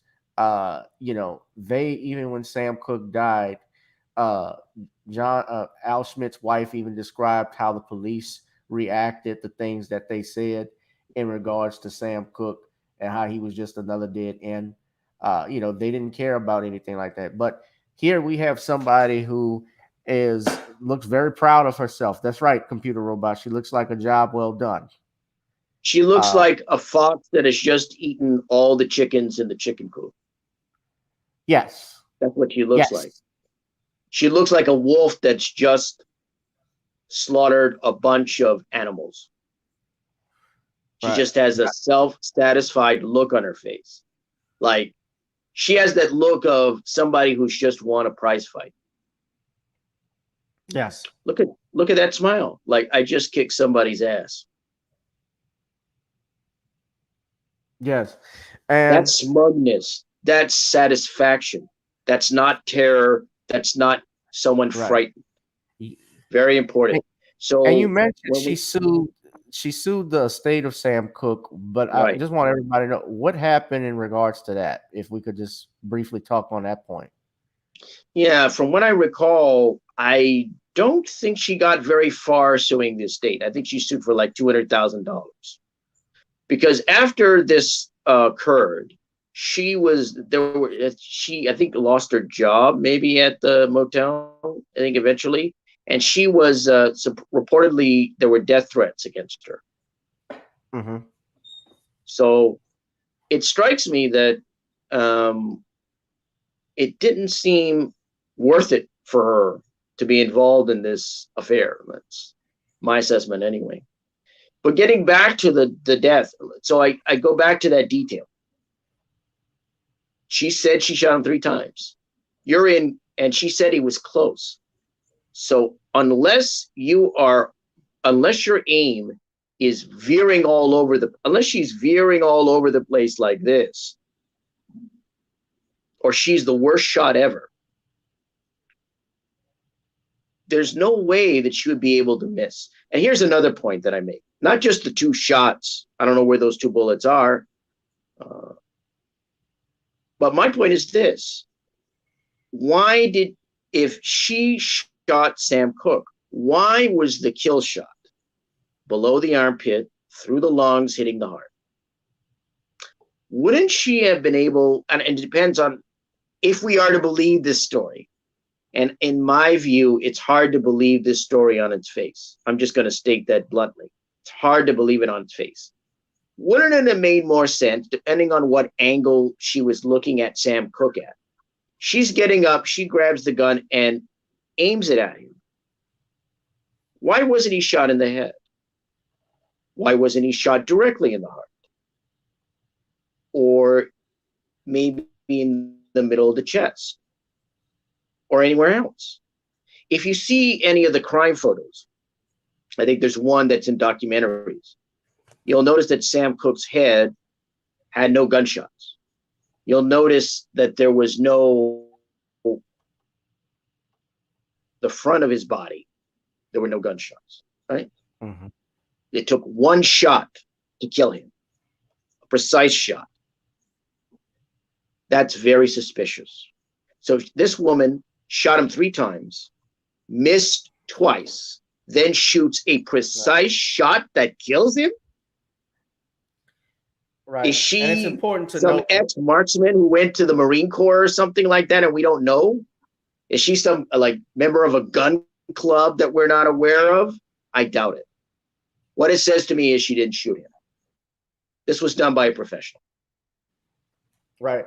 Well, no, This she was didn't done shoot by a him. professional. No, she didn't shoot him. And in fact, the tenants that were staying at that motel at the hacienda, they even claimed that they never heard any gunshots go off. So that's Right. very important. Or people A in the area. gunshot. I think you had neighbors in the area. They didn't hear shots. Right. In South Right. Central, even in the 60s, 3 shots would have stood out. Even at that, especially at that time of the night. You're talking early morning hours, like 2, 3 a.m. in the morning. And no one can hear any shots. She claims to have shot 3 times. That tells me right away that she wasn't the person who shot him. You're going to claim to shoot him 3 times, and yet 1 shot kills him. And the other 2, we don't know where those bullets went. We don't know what the shots. And you missed them. Yeah. Because there's only 1 shot, I think, in the autopsy. There's only 1 shot noted. 1 shot noted. It's also important to note, too, in the documentary, and I mentioned this on the phone call with you, Dr. Cyril Wet. Most people Cyril Wet, he was in Lady Who Shot Me. Yeah. He was in Lady Who Shot Me, but what he's well known for is investigating the Kennedy assassination. He's an American forensic pathologist. He was the president of the American Academy of Forensic Sciences. And he's also a lawyer. But one of the things he noted was that they asked him a few questions about Sam Cooke's death, and he just stated nobody ever told me about it, so he never looked into it. While he did not state that he knew if Sam Cooke's body was transported, because he stated it would have been hard with blood and moving the body and so forth, he did point out something very interesting. Most people had pointed out that at Sam Cooke's funeral, as you stated, that his hands were broken or that he had been in some type of fight of some sort. Well, here pictures, and this was something that was left out in the autopsy. I'm trying to pull it up for you guys right now so you can see Mhm. this image here. I show this for everybody, so I want you all to look at it. This is an actual photograph of Sam Cooke's body inside the doorway where he lay dead. And of course, this is published by Getty Images, but Mr. Cooke, Mr. Weck looked at Sam Cooke's, and I apologize if it's graphic for anybody to see this, but he noticed that there were bruises where you see this mouse is. There are contusions on Sam Cooke's legs. Mhm. And he noticed this, and to him, he thought it looked exactly like someone that was beaten up. And he noted that this was not mentioned in the autopsy. So I think Mhm. it's very important to point that out. Right. Uh, the other thing too, look at, and we'll get into the suspect aspect of it in a minute. Uh, Ali, who was at his funeral, as well as Etta James, they all said it looked like uh, his fist, his hands were not only broken, but also his neck looked like there was damage to that as well. So, in likelihood, and a lot of people even doubted it. Even if you read the book Sam Cooke, One More River to Cross, I believe that was written by Lou Rawls Jr. Lou Rawls Jr., of course, son of the legendary soul singer Lou Rawls. He and Sam Cooke were very close friends. In fact, Sam Cooke was his godfather. And brought to you by AT&T. This commercial interruption. Sorry about No, that. it's okay. Sam Cooke, well, he stated that he didn't believe the official account, and they went into it, and uh, even and Lou Rawls was actually close, as I was saying, close friends with Sam, meaning that he was Lou Rawls Jr.'s godfather. He noted that it was noted in the book that even Elvis Presley had stated when he was going through his problems with the Colonel that he didn't want to end up like Sam. So a lot of people always had their suspicions about this or knew really how Sam Cooke died. The story about Jackie, the story that you saw in the movie Five Heartbeats, where uh, Bird from Bird and the Midnight Falcons is hanging over the rafter by the railing by Big Red. That was actually based on Jackie Wilson and his story. And Jackie Wilson got screwed over too. And very interesting. Sam Cooke and Jackie Wilson used to have a friendly rivalry that went on when they performed. But point being with Sam, and I guess you want to talk about who we think the suspects are, or just some interesting things. You mentioned his business side, Al. Uh, Sam had, I think, was one of the few artists outside of between him, Ray Charles. Before you get to that, I just want to Oh, finish the details. oh, So, I like I apologize. said, no, that's all right. It'll give to people, you know, it'll give people a kind of preview of what's come, just come. So we know. So if you doubt that story that he could have raped Elisa Boyer, if you don't buy that premise, then you have to also be skeptical of what comes. So it's skeptical to you have to be skeptical of the fact that there were 3 shots that Bertha Franklin stated she shot Cooke with, that two are not, that I'm not aware, no I'm not aware of any ballistics of the bullets where they ended up in the room, if indeed she shot them. We know one shot did hit Sam Cooke below his armpit, through the lungs, hitting the heart. We know he was found in the office, which is odd because if somebody, if he was there with a prostitute, why not simply have why wasn't he just found in the hotel room? You know, why this aspect? You look at the other aspects of the story. You look at the fact that Elisa Boyer took her clothes and his clothes. Oh, yeah. She said she was afraid, that she was afraid of being raped. Now, she stated that she had gone in the bathroom prior, right? Couldn't get out because it was painted down. The windows were painted down. Came out, Sam Cooke's naked. I guess he, you know, tries to have a little nookie or what have you. I can't believe I'm using that word, but and then goes into the bathroom. That's another detail.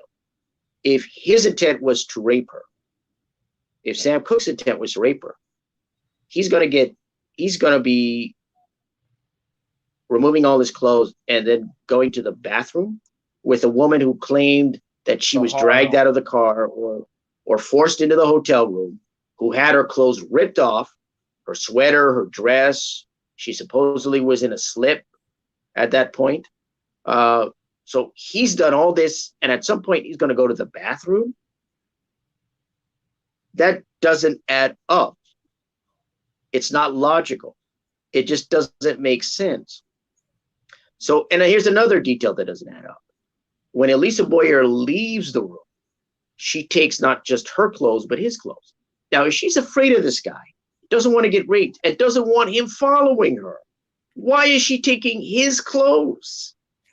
Now, Judge Brown on the show that I was on mentioned that this was a trick by, I guess, prostitutes or some people to deal with Johns. Yeah. But my point is, she's supposedly afraid he's going to rape her. Why would you then take clothes away from a guy like that? That would ensure that he would come after you.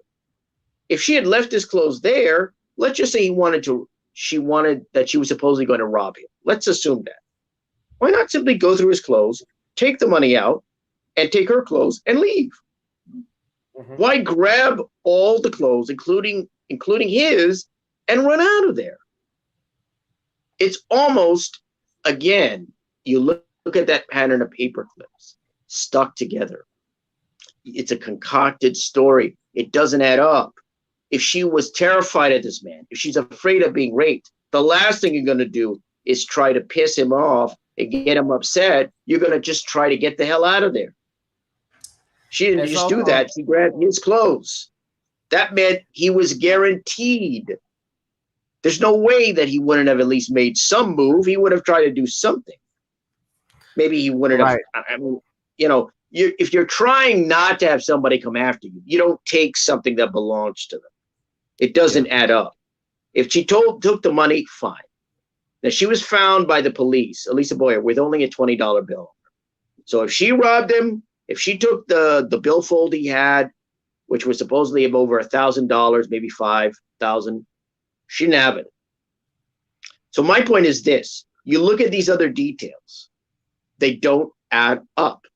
Then you have Sam Cooke come out.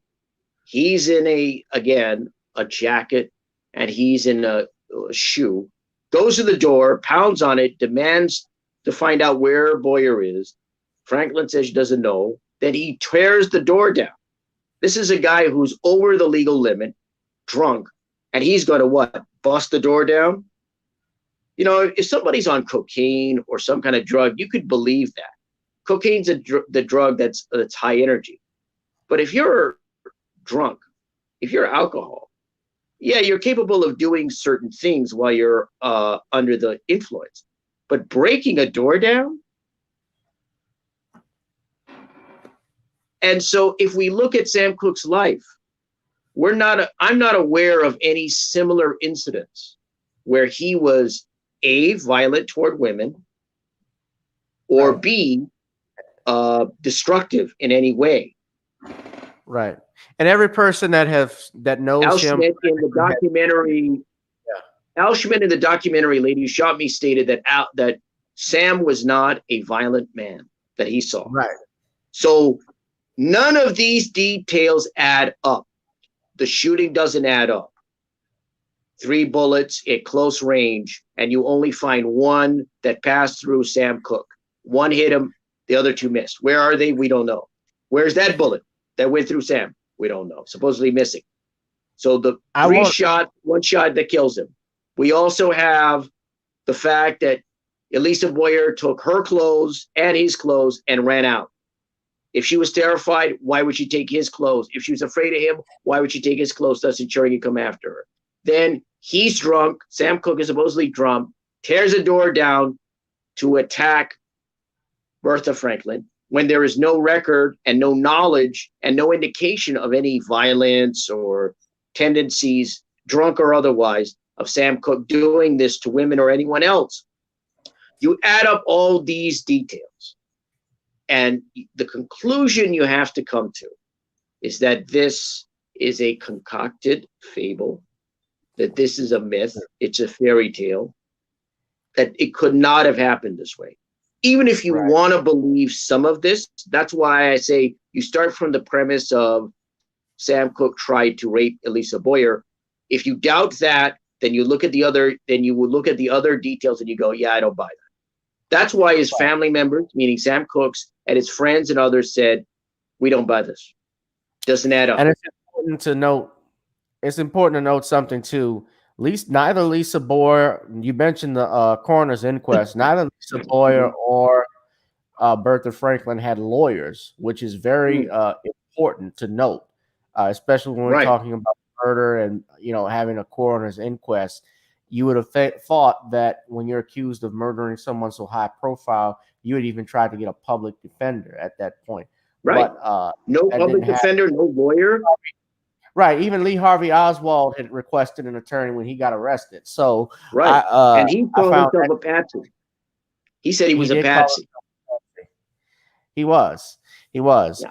And I thought that was interesting. I think the biggest lie is that she said that he tried to rape her, but then went into a bathroom. I don't know a man, yet alone who has a hard on, can use the bathroom that quick. When you're excited and ready to go, you would be right then and there. So that didn't make any sense.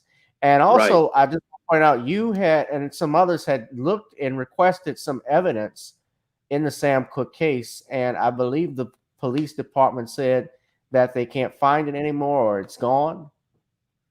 I didn't request any, but I'm sure there are those who looked into this who have. My understanding is that the bullet that went through Sam Cooke is missing. And it wasn't evidence and it was missing. And I'm adding up all of these details. They don't have, even if you want to believe the cockamamie story.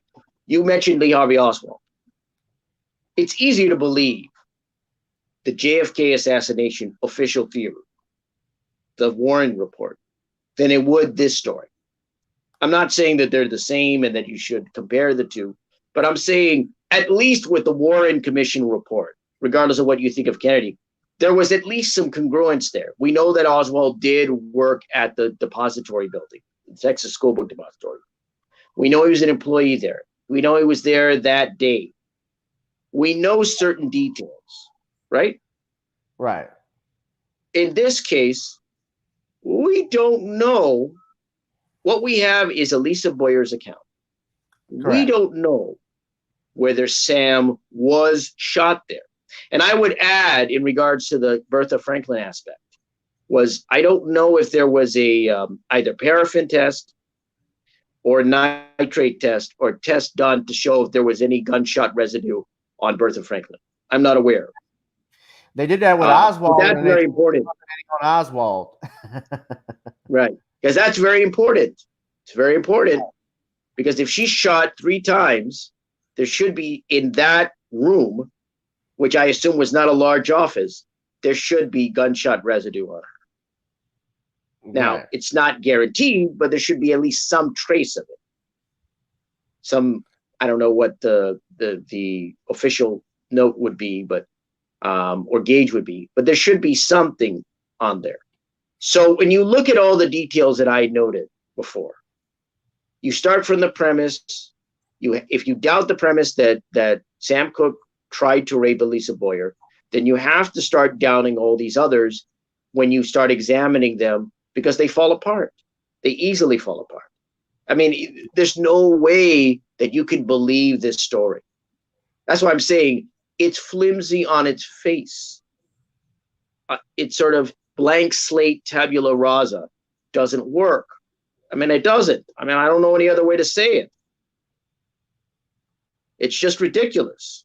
Yeah, it is ridiculous. And you know, a lot of people speculate and believe, I believe this had a lot to do with the business side of Hmm. Sam Cooke, as we stated earlier, especially the fact of his charitable givings, where he was trying to give monies to the civil rights movement. But at that time, he was the only, I think, outside of Ray Charles and James Brown, the only artist that really understood the business side to show business, because it's actually parts. There's show, there's business, there's have and have nots, and he made sure, or was trying to make sure, that he owned all of his music. He actually told Fats Domino in a barber shop back in the in the late mid 50s, that no white man will ever own my music. And unfortunately for Sam, that's exactly That's a what naive happened. statement. I hate to say that, but that's a naive statement on Sam's part. Well, Shouldn't have said well, he anything was, like either that. way he was either way he was wrong. Unfortunately for him, that's what ended up happening.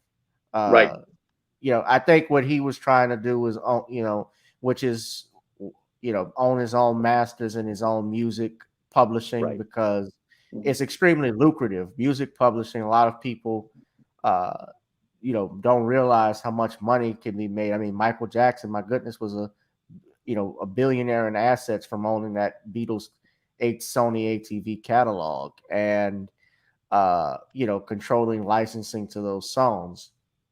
But he formed this company, and I guess we could talk about that, Tracy Limited, which was named after his daughter. And there were some That things was that came up. right. That was Tracy, formed by Alan Klein.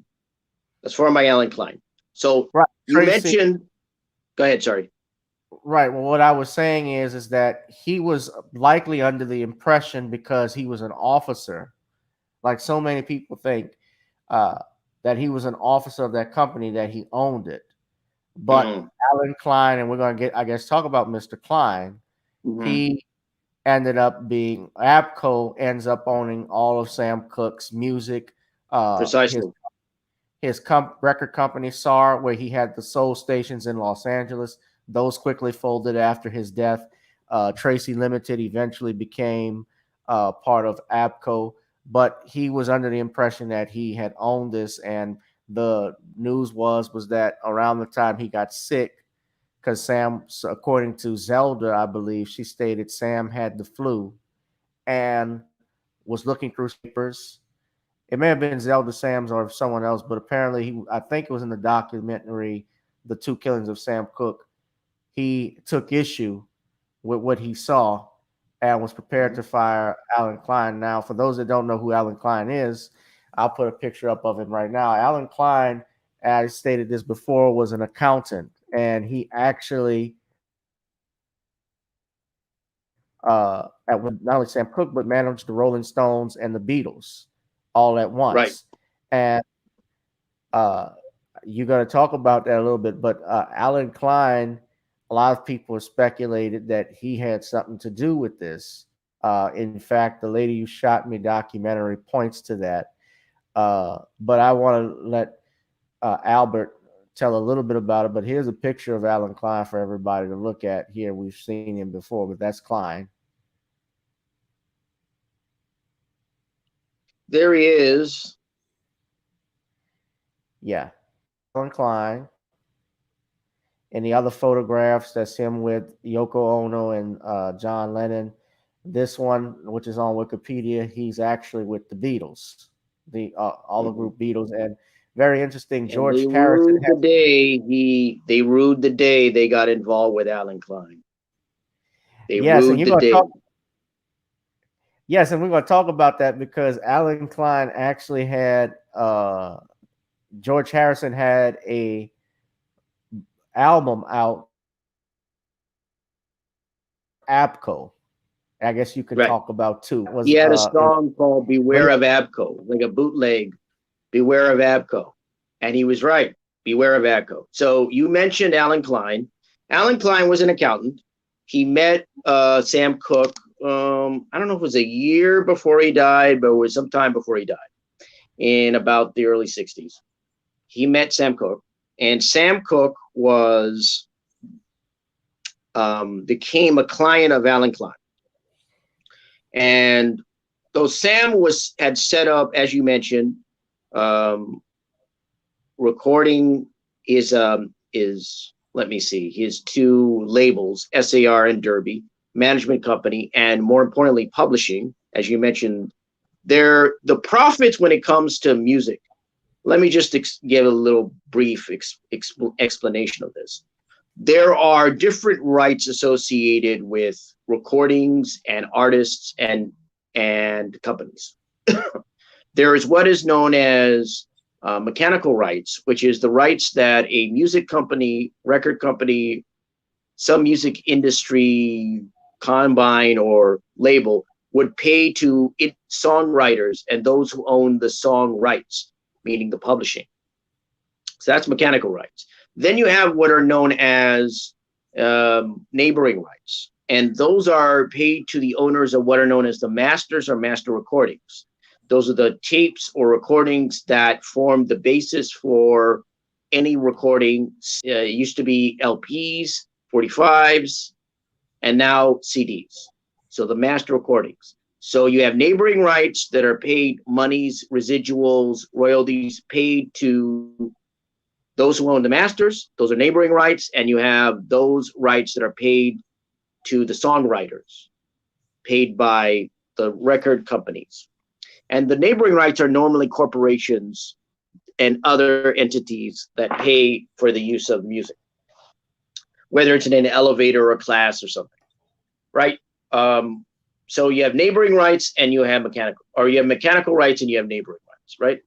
Okay, so Sam, as we noted, had publishing, he had his own labels, and he had his own management, because he was signing up artists, right?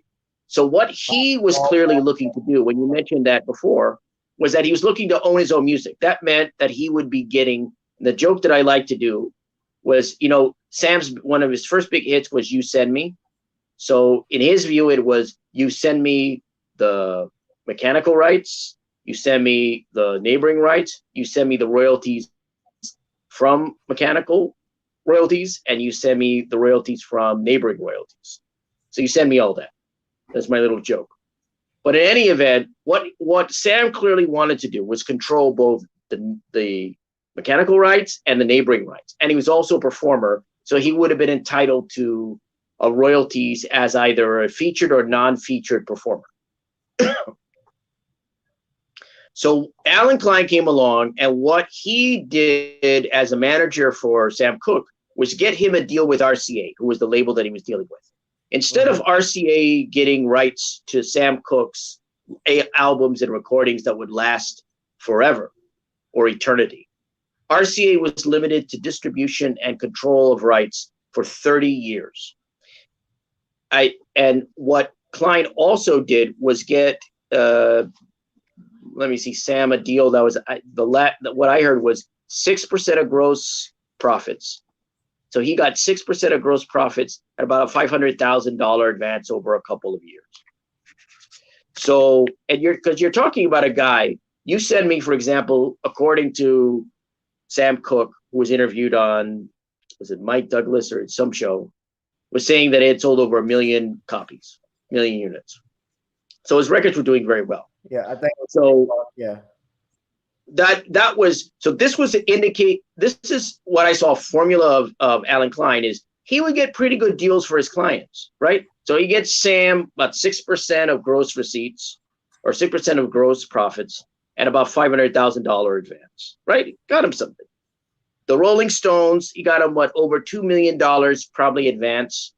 But the problem was that there was a clause in the contract when he was dealing with the Rolling Stones where over $2 million advance from Decca Records wasn't meant to be paid to the Rolling Stones themselves. It could be, eventually sidelined for 20 years, right?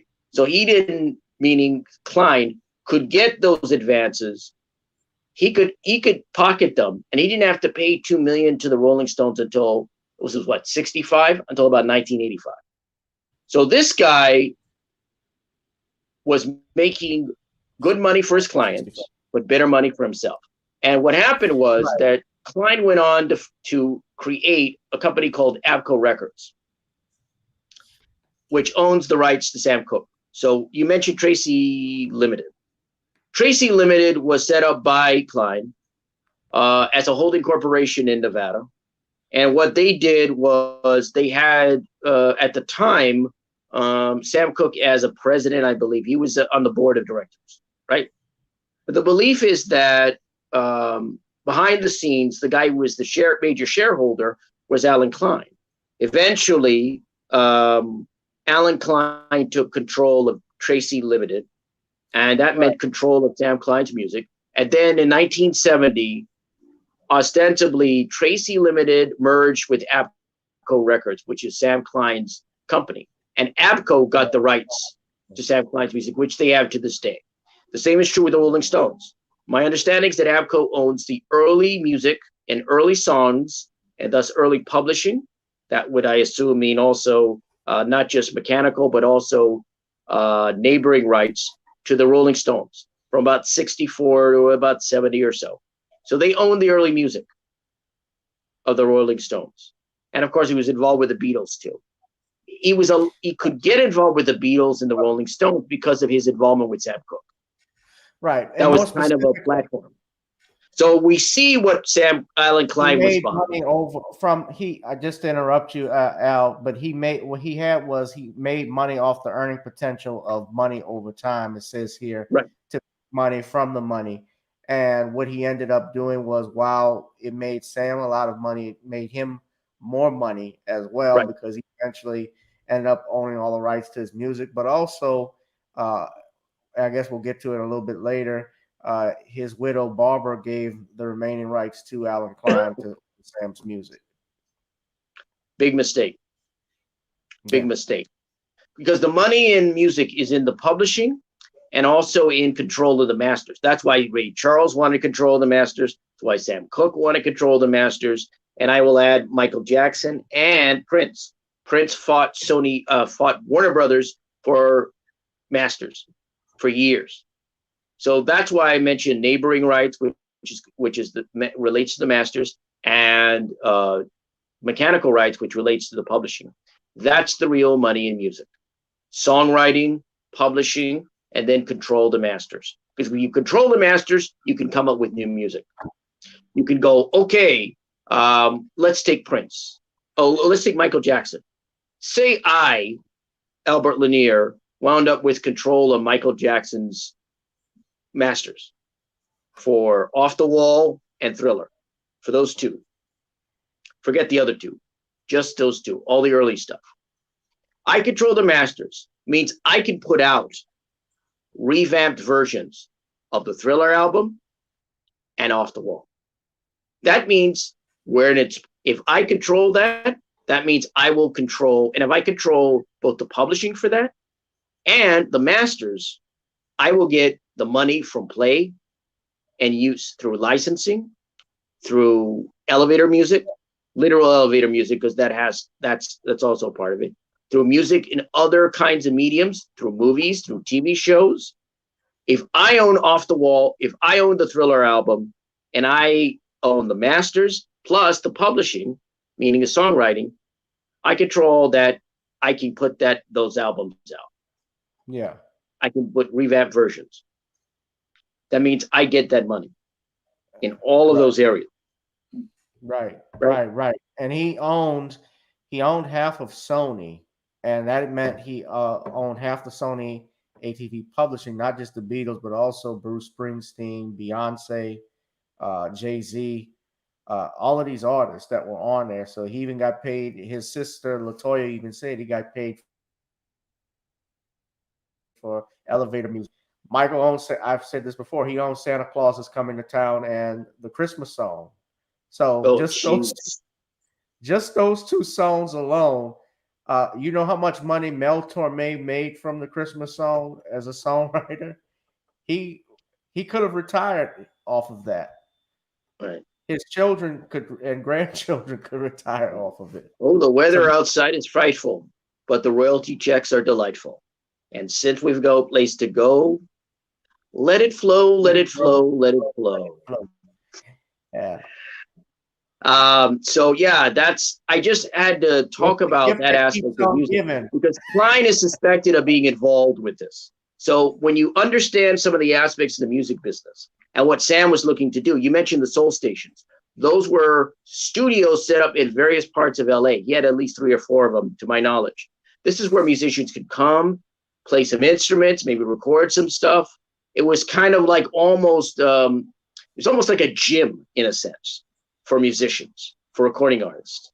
And Cooke was really creating an infrastructure. He was creating almost a business empire for himself. It would have been, had he not been killed, it would have been interesting to see whether he could have pulled it off or not. Yeah, I think he would have been. I think he would have been bigger than Motown and Berry Gordy. Well, yeah, I believe so. You know, and in fact, I think Judge said something about Berry Gordy and Motown on the show. I can't remember exactly, but because Sam Cooke was a recording artist and a songwriter and a producer. Right, which made him a. And Berry Gordy was just a business guy. He was just at best a songwriter at best. Right. And well, so he started he didn't out come as a from songwriter for Jackie Wilson, and he was Jackie. He started out writing songs for Jackie Wilson with his sisters and so forth. And interesting enough, I just saw an article from the BBC that the top 10 songwriters in the world, some of them are not getting their royalties. They're actually doubling as Uber drivers. They're you got to be kidding me. Yeah, I'm not surprised when it comes to the music business. Music business is to a great extent run at times like a criminal enterprise. Yeah. I've been saying this for years to people. There's a lot of duplicity. I compare the music business to Hollywood.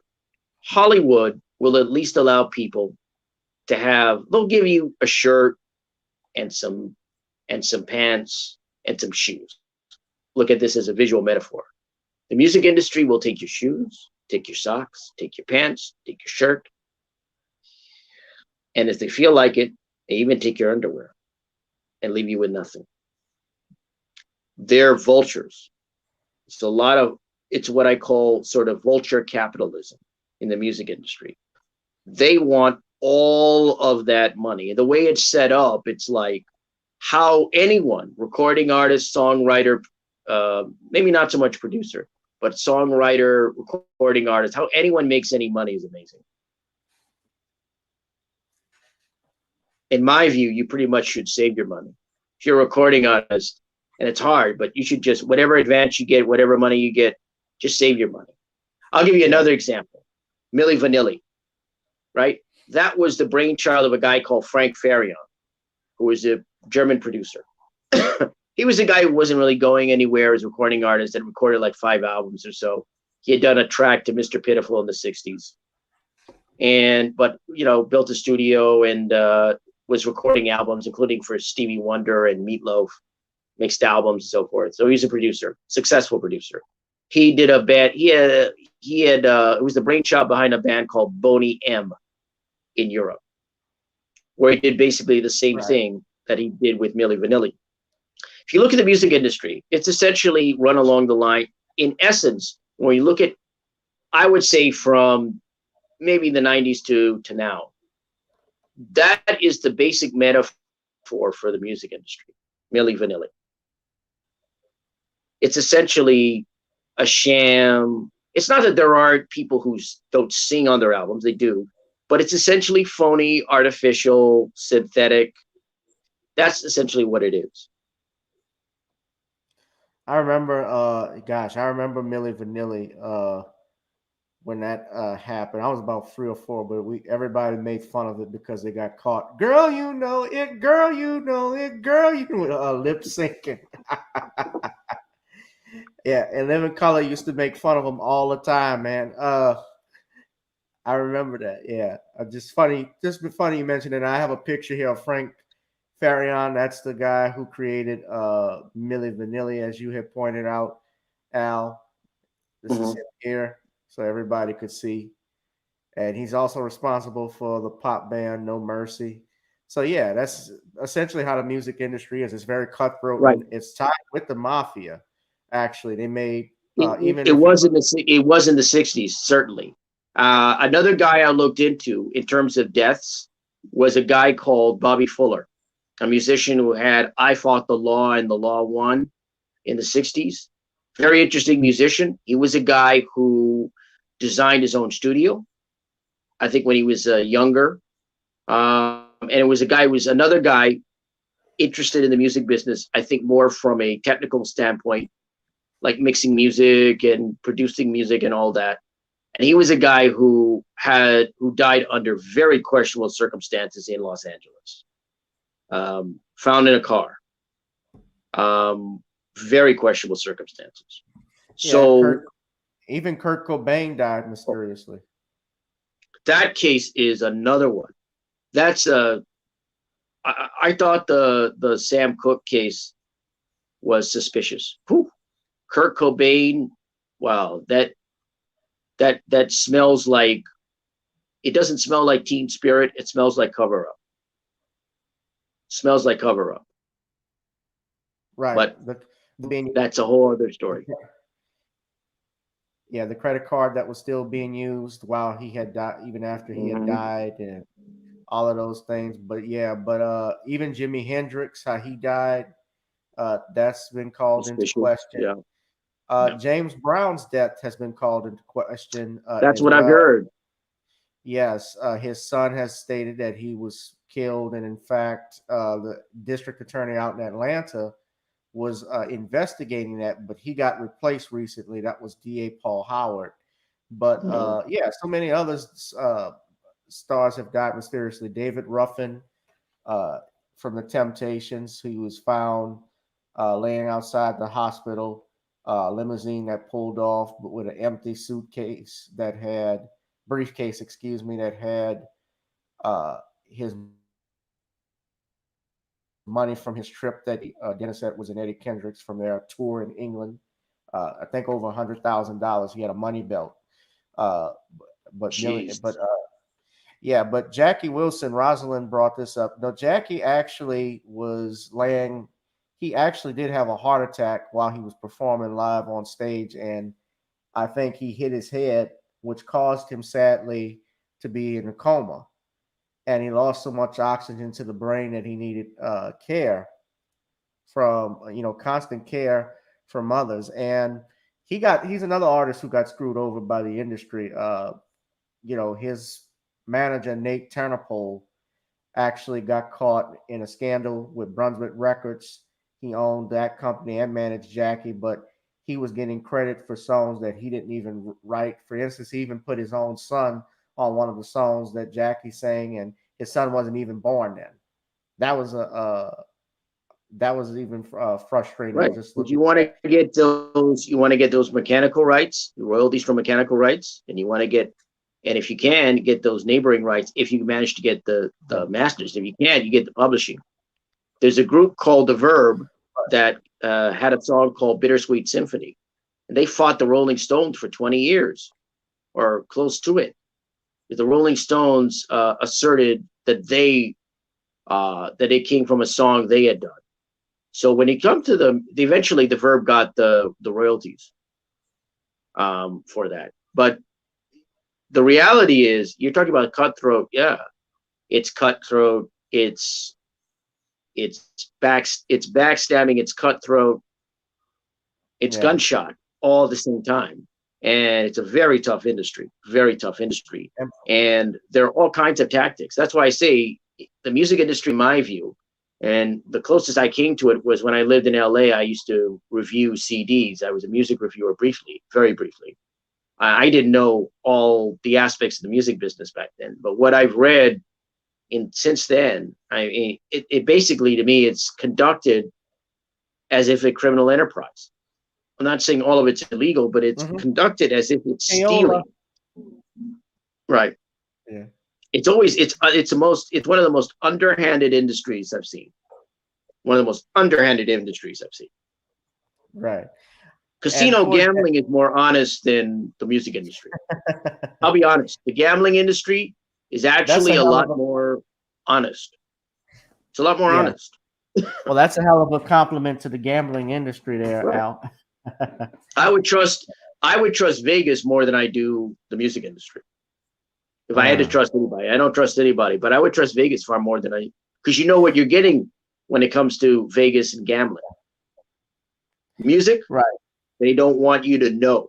The contracts are set up in such a way that they will indenture you to more than one 3 4 album, years. and you won't know. You do a 3 album deal, you won't know about it. There's breakage, there's all kinds of things which I probably don't have the time to go into here. It's just the way it's set up is to take money from you or prevent you, more importantly, preventing you, the artist, you, the songwriter, you, the performer, from getting any money, any of the largesse, any of the fat. And it's going into the Right. hands of producers, of managers, of record company execs. That's the way it operates. That's the way it operates.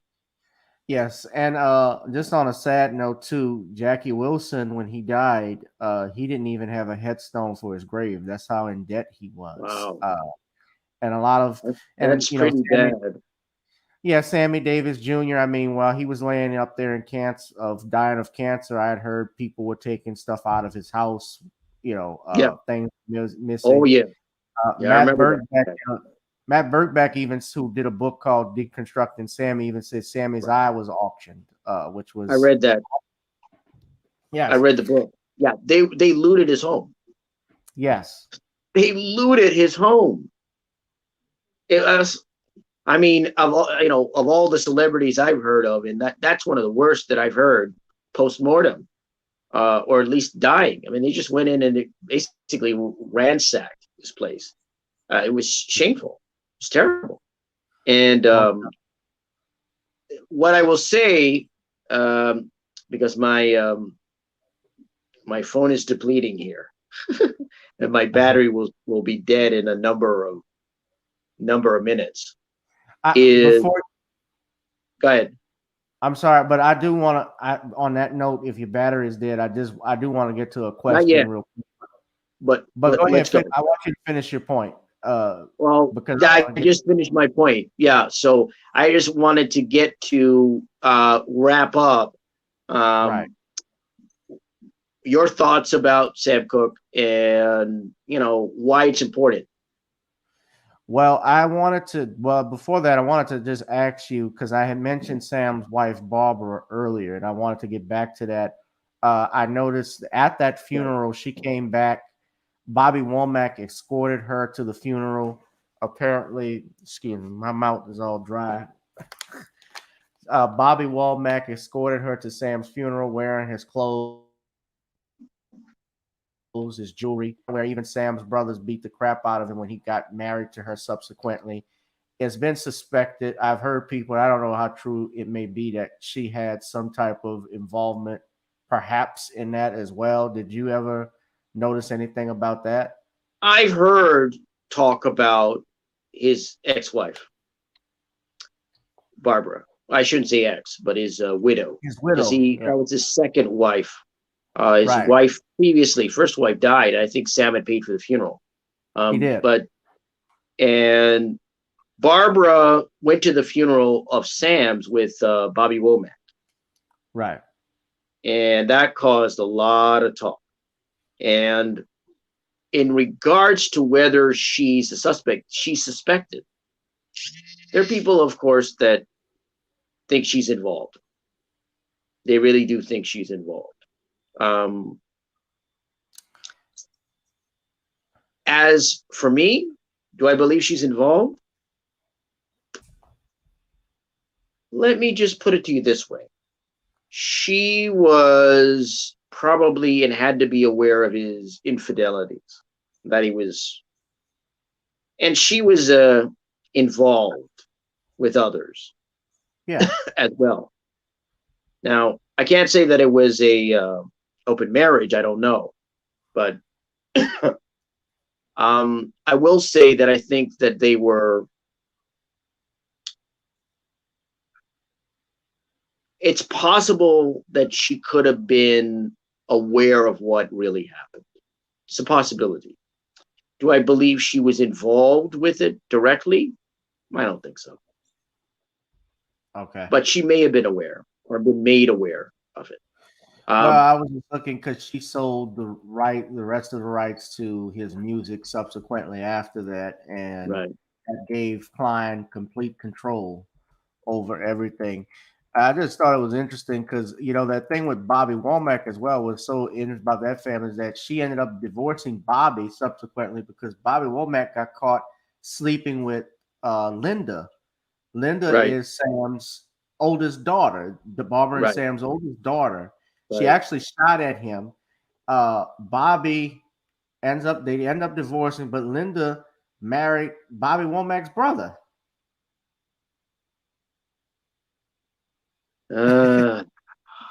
As the That world turns.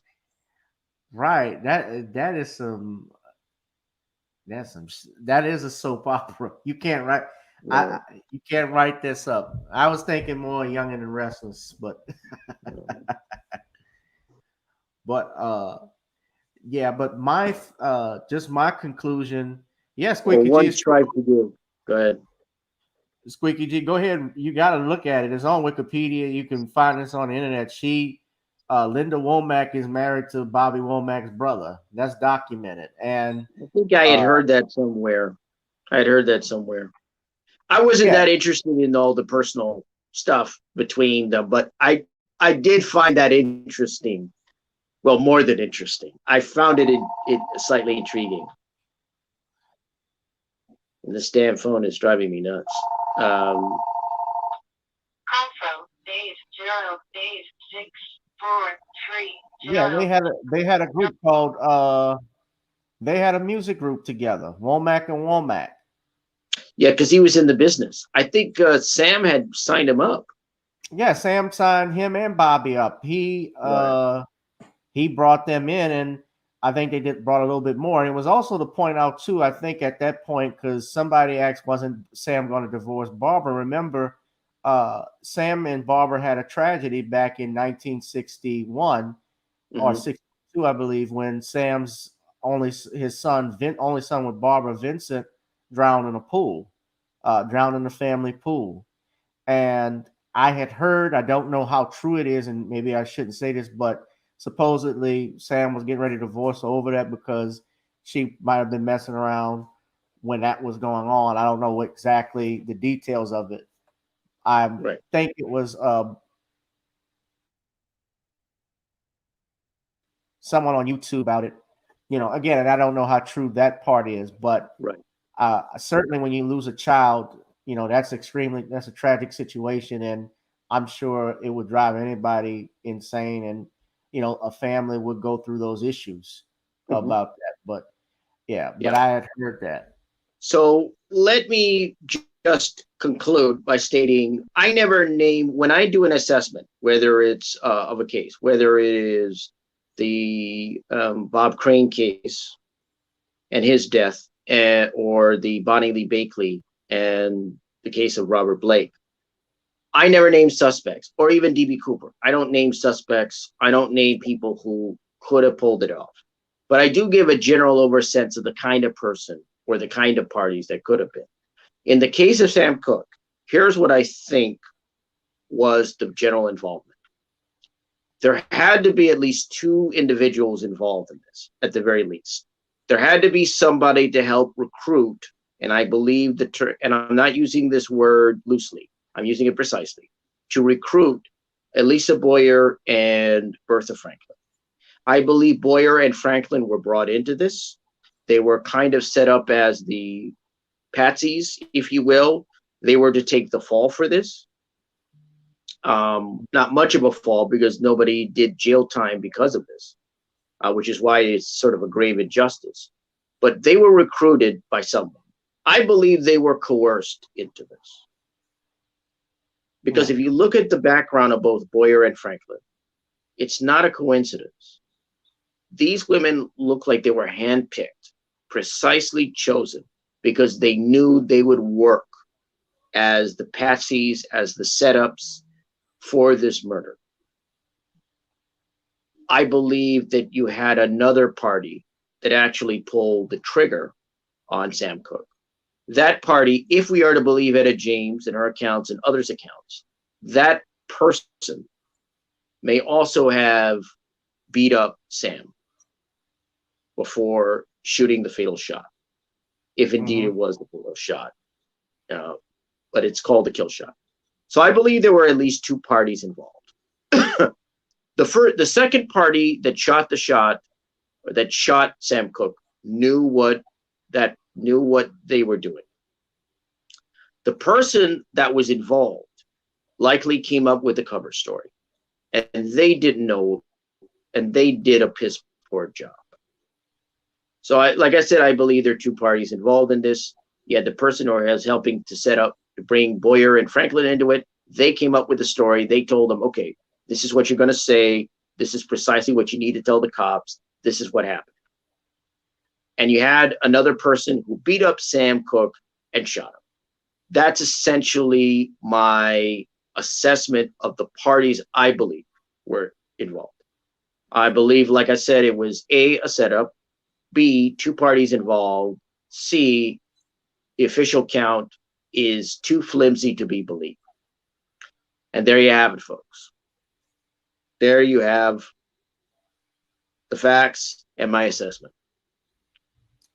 Very well. I'll give just a quick my final assessment, and you asked me a question about what did I think about Sam Cooke's murder, why it's important, and why people should know about it. My personal opinion and what I have said earlier, and especially taken in light of what happened with the recent developments, although I already knew about Malcolm X's by the FBI and the government in particular. And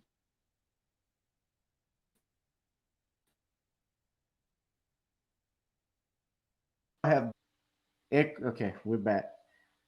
It could very well have been something even orchestrated, by members of government, only because at that time, uh, we all know from what has been declassified what J. Edgar Hoover thought of black people, and especially the fact that he had FBI surveillance done on countless celebrities, black and white, but probably worried that he would finance the civil rights movement because Malcolm was quickly assassinated less than 2 months after this, after Sam's death. Sam went first and then Malcolm.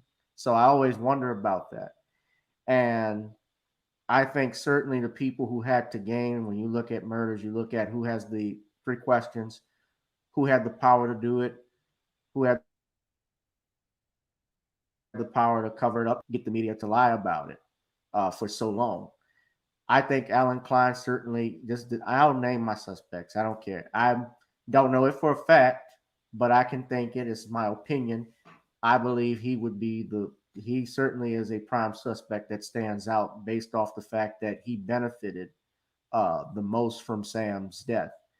Uh, as far as his wife Barbara, I don't think she orchestrated that, but could she have known something was going on possibly and just let it go, or may have been an accessory after the fact? It's a possibility. I don't know it for sure. But I think certainly everybody there needs to be looked at. She certainly should be looked at. I look at Bertha Franklin. I look at Lisa Boyer. Clearly, their stories do not add up. I think that they were the designated patsies, but they went along with this. They weren't framed up. They had people, the backing of very powerful people. The fact that they didn't even show up with attorneys at that hearing is a dead giveaway for me. It was very suspicious because even so, she should have had an attorney with her. Just being accused of something, even if it's justifiable, you never go without a lawyer. We all be is in the house. Brother Ron heard. He says, "This is Ron, Al." He said, "Nobody dies a natural death in show business. Great job, Mhm. fellas. Notorious B.I.G., Nipsey Hussle both died in L.A. in March. United States went after Billie Holiday, Joe Louis, and Paul Robeson. It is what it is." Yes, it is what it is. This is history. As Darrell Brown stated, James Brown's sons even said that he called it the slave master coming back to take his name. Because when you were a slave, you took the last name of your of the slave holder. So I think that that is the situation with Sam Cooke, and we should look into what happened and get closer to the truth. Although most of the witnesses are either elderly or have passed on, Mhm. we it's up to us to solve this crime because for his family, for his fans, certainly they deserve to know the truth, especially his family who Right. know their brother or their father or their uncle. They know the type of person he was, and it's not right this happened. Because if they can do that to somebody who was that high profile, I think of the young men and women who don't have money and access, what they do to them. Just imagine people that can screw. Well, it's very clear that if this was a setup, which I believe it was, and this was done to Sam, that it is being done to others and has been done to others, Sure. not just in African American communities, but in the music industry and in other industries. And that's something people should not only be aware of, but be suspicious and wary of. And so um, I have got to get going. Yes. Um, Ron just wanted to know if you ever tried to contact Elisa I Boyd. haven't. I heard that she was living. I've heard that. I haven't made a move to contact her. And what I hear is she's a bit far gone. So I don't know what useful information I've you heard could that. get from her. I heard, but I just want to say, like I said, I'm on the second leg of my media tour. It's been far busier than I expected. This is in the second leg. I'm in March. It was in February. So if people want to reach me, they can reach me on Twitter at Critic Incorporated. That's at Critic Incorporated. And you can reach me there. If you want to reach me on Facebook, I go by Albert Lanier on Facebook. So I'm at Albert Lanier. And if you want to read my blog is medium.com, or should I say www.medium.com/@the-doctor50. And that's my blog. You can also, oh, thank you very much. That's very nice. You can also reach me via email. For those who may be host of shows or host a podcast, since I'm on my second leg of my media tour, I'm now booking for subsequent shows. And I know it's a bit crass to say that here at the end, so I apologize for that. But if you want to reach me, because I've been getting bookings, like this was one, but I've been getting bookings quite quickly. You can reach me at my email at mediawriter1@yahoo.com. That's at my email is, at least one of them is at mediawriter1@yahoo.com. So let me go over that again. My Twitter at Critic Incorporated. That's my Twitter. I'm at Facebook under the name Albert Lanier. You can find me at my email, at least one of them, which is mediawriter1@yahoo.com. And so if you're interested in reaching out to me, you got a show, you got a podcast, you're a host of a show, and you want to book me, contact me as soon as possible, because I've been, it's been quite busy. So the faster you get to me, the faster. If you have questions or you're just interested in dropping a line, contact me on Twitter and contact me on Facebook, and I'll be happy to react. Right. And that's it for me. Gavin, thank you for having me on the show.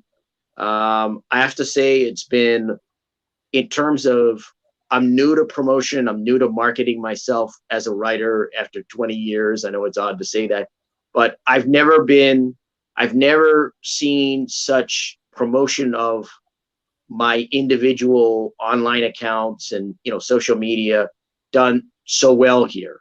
It's like, I got to give you guys credit. Squeaky G, thank you very much. Gavin, thank you very much. Thanks, everyone.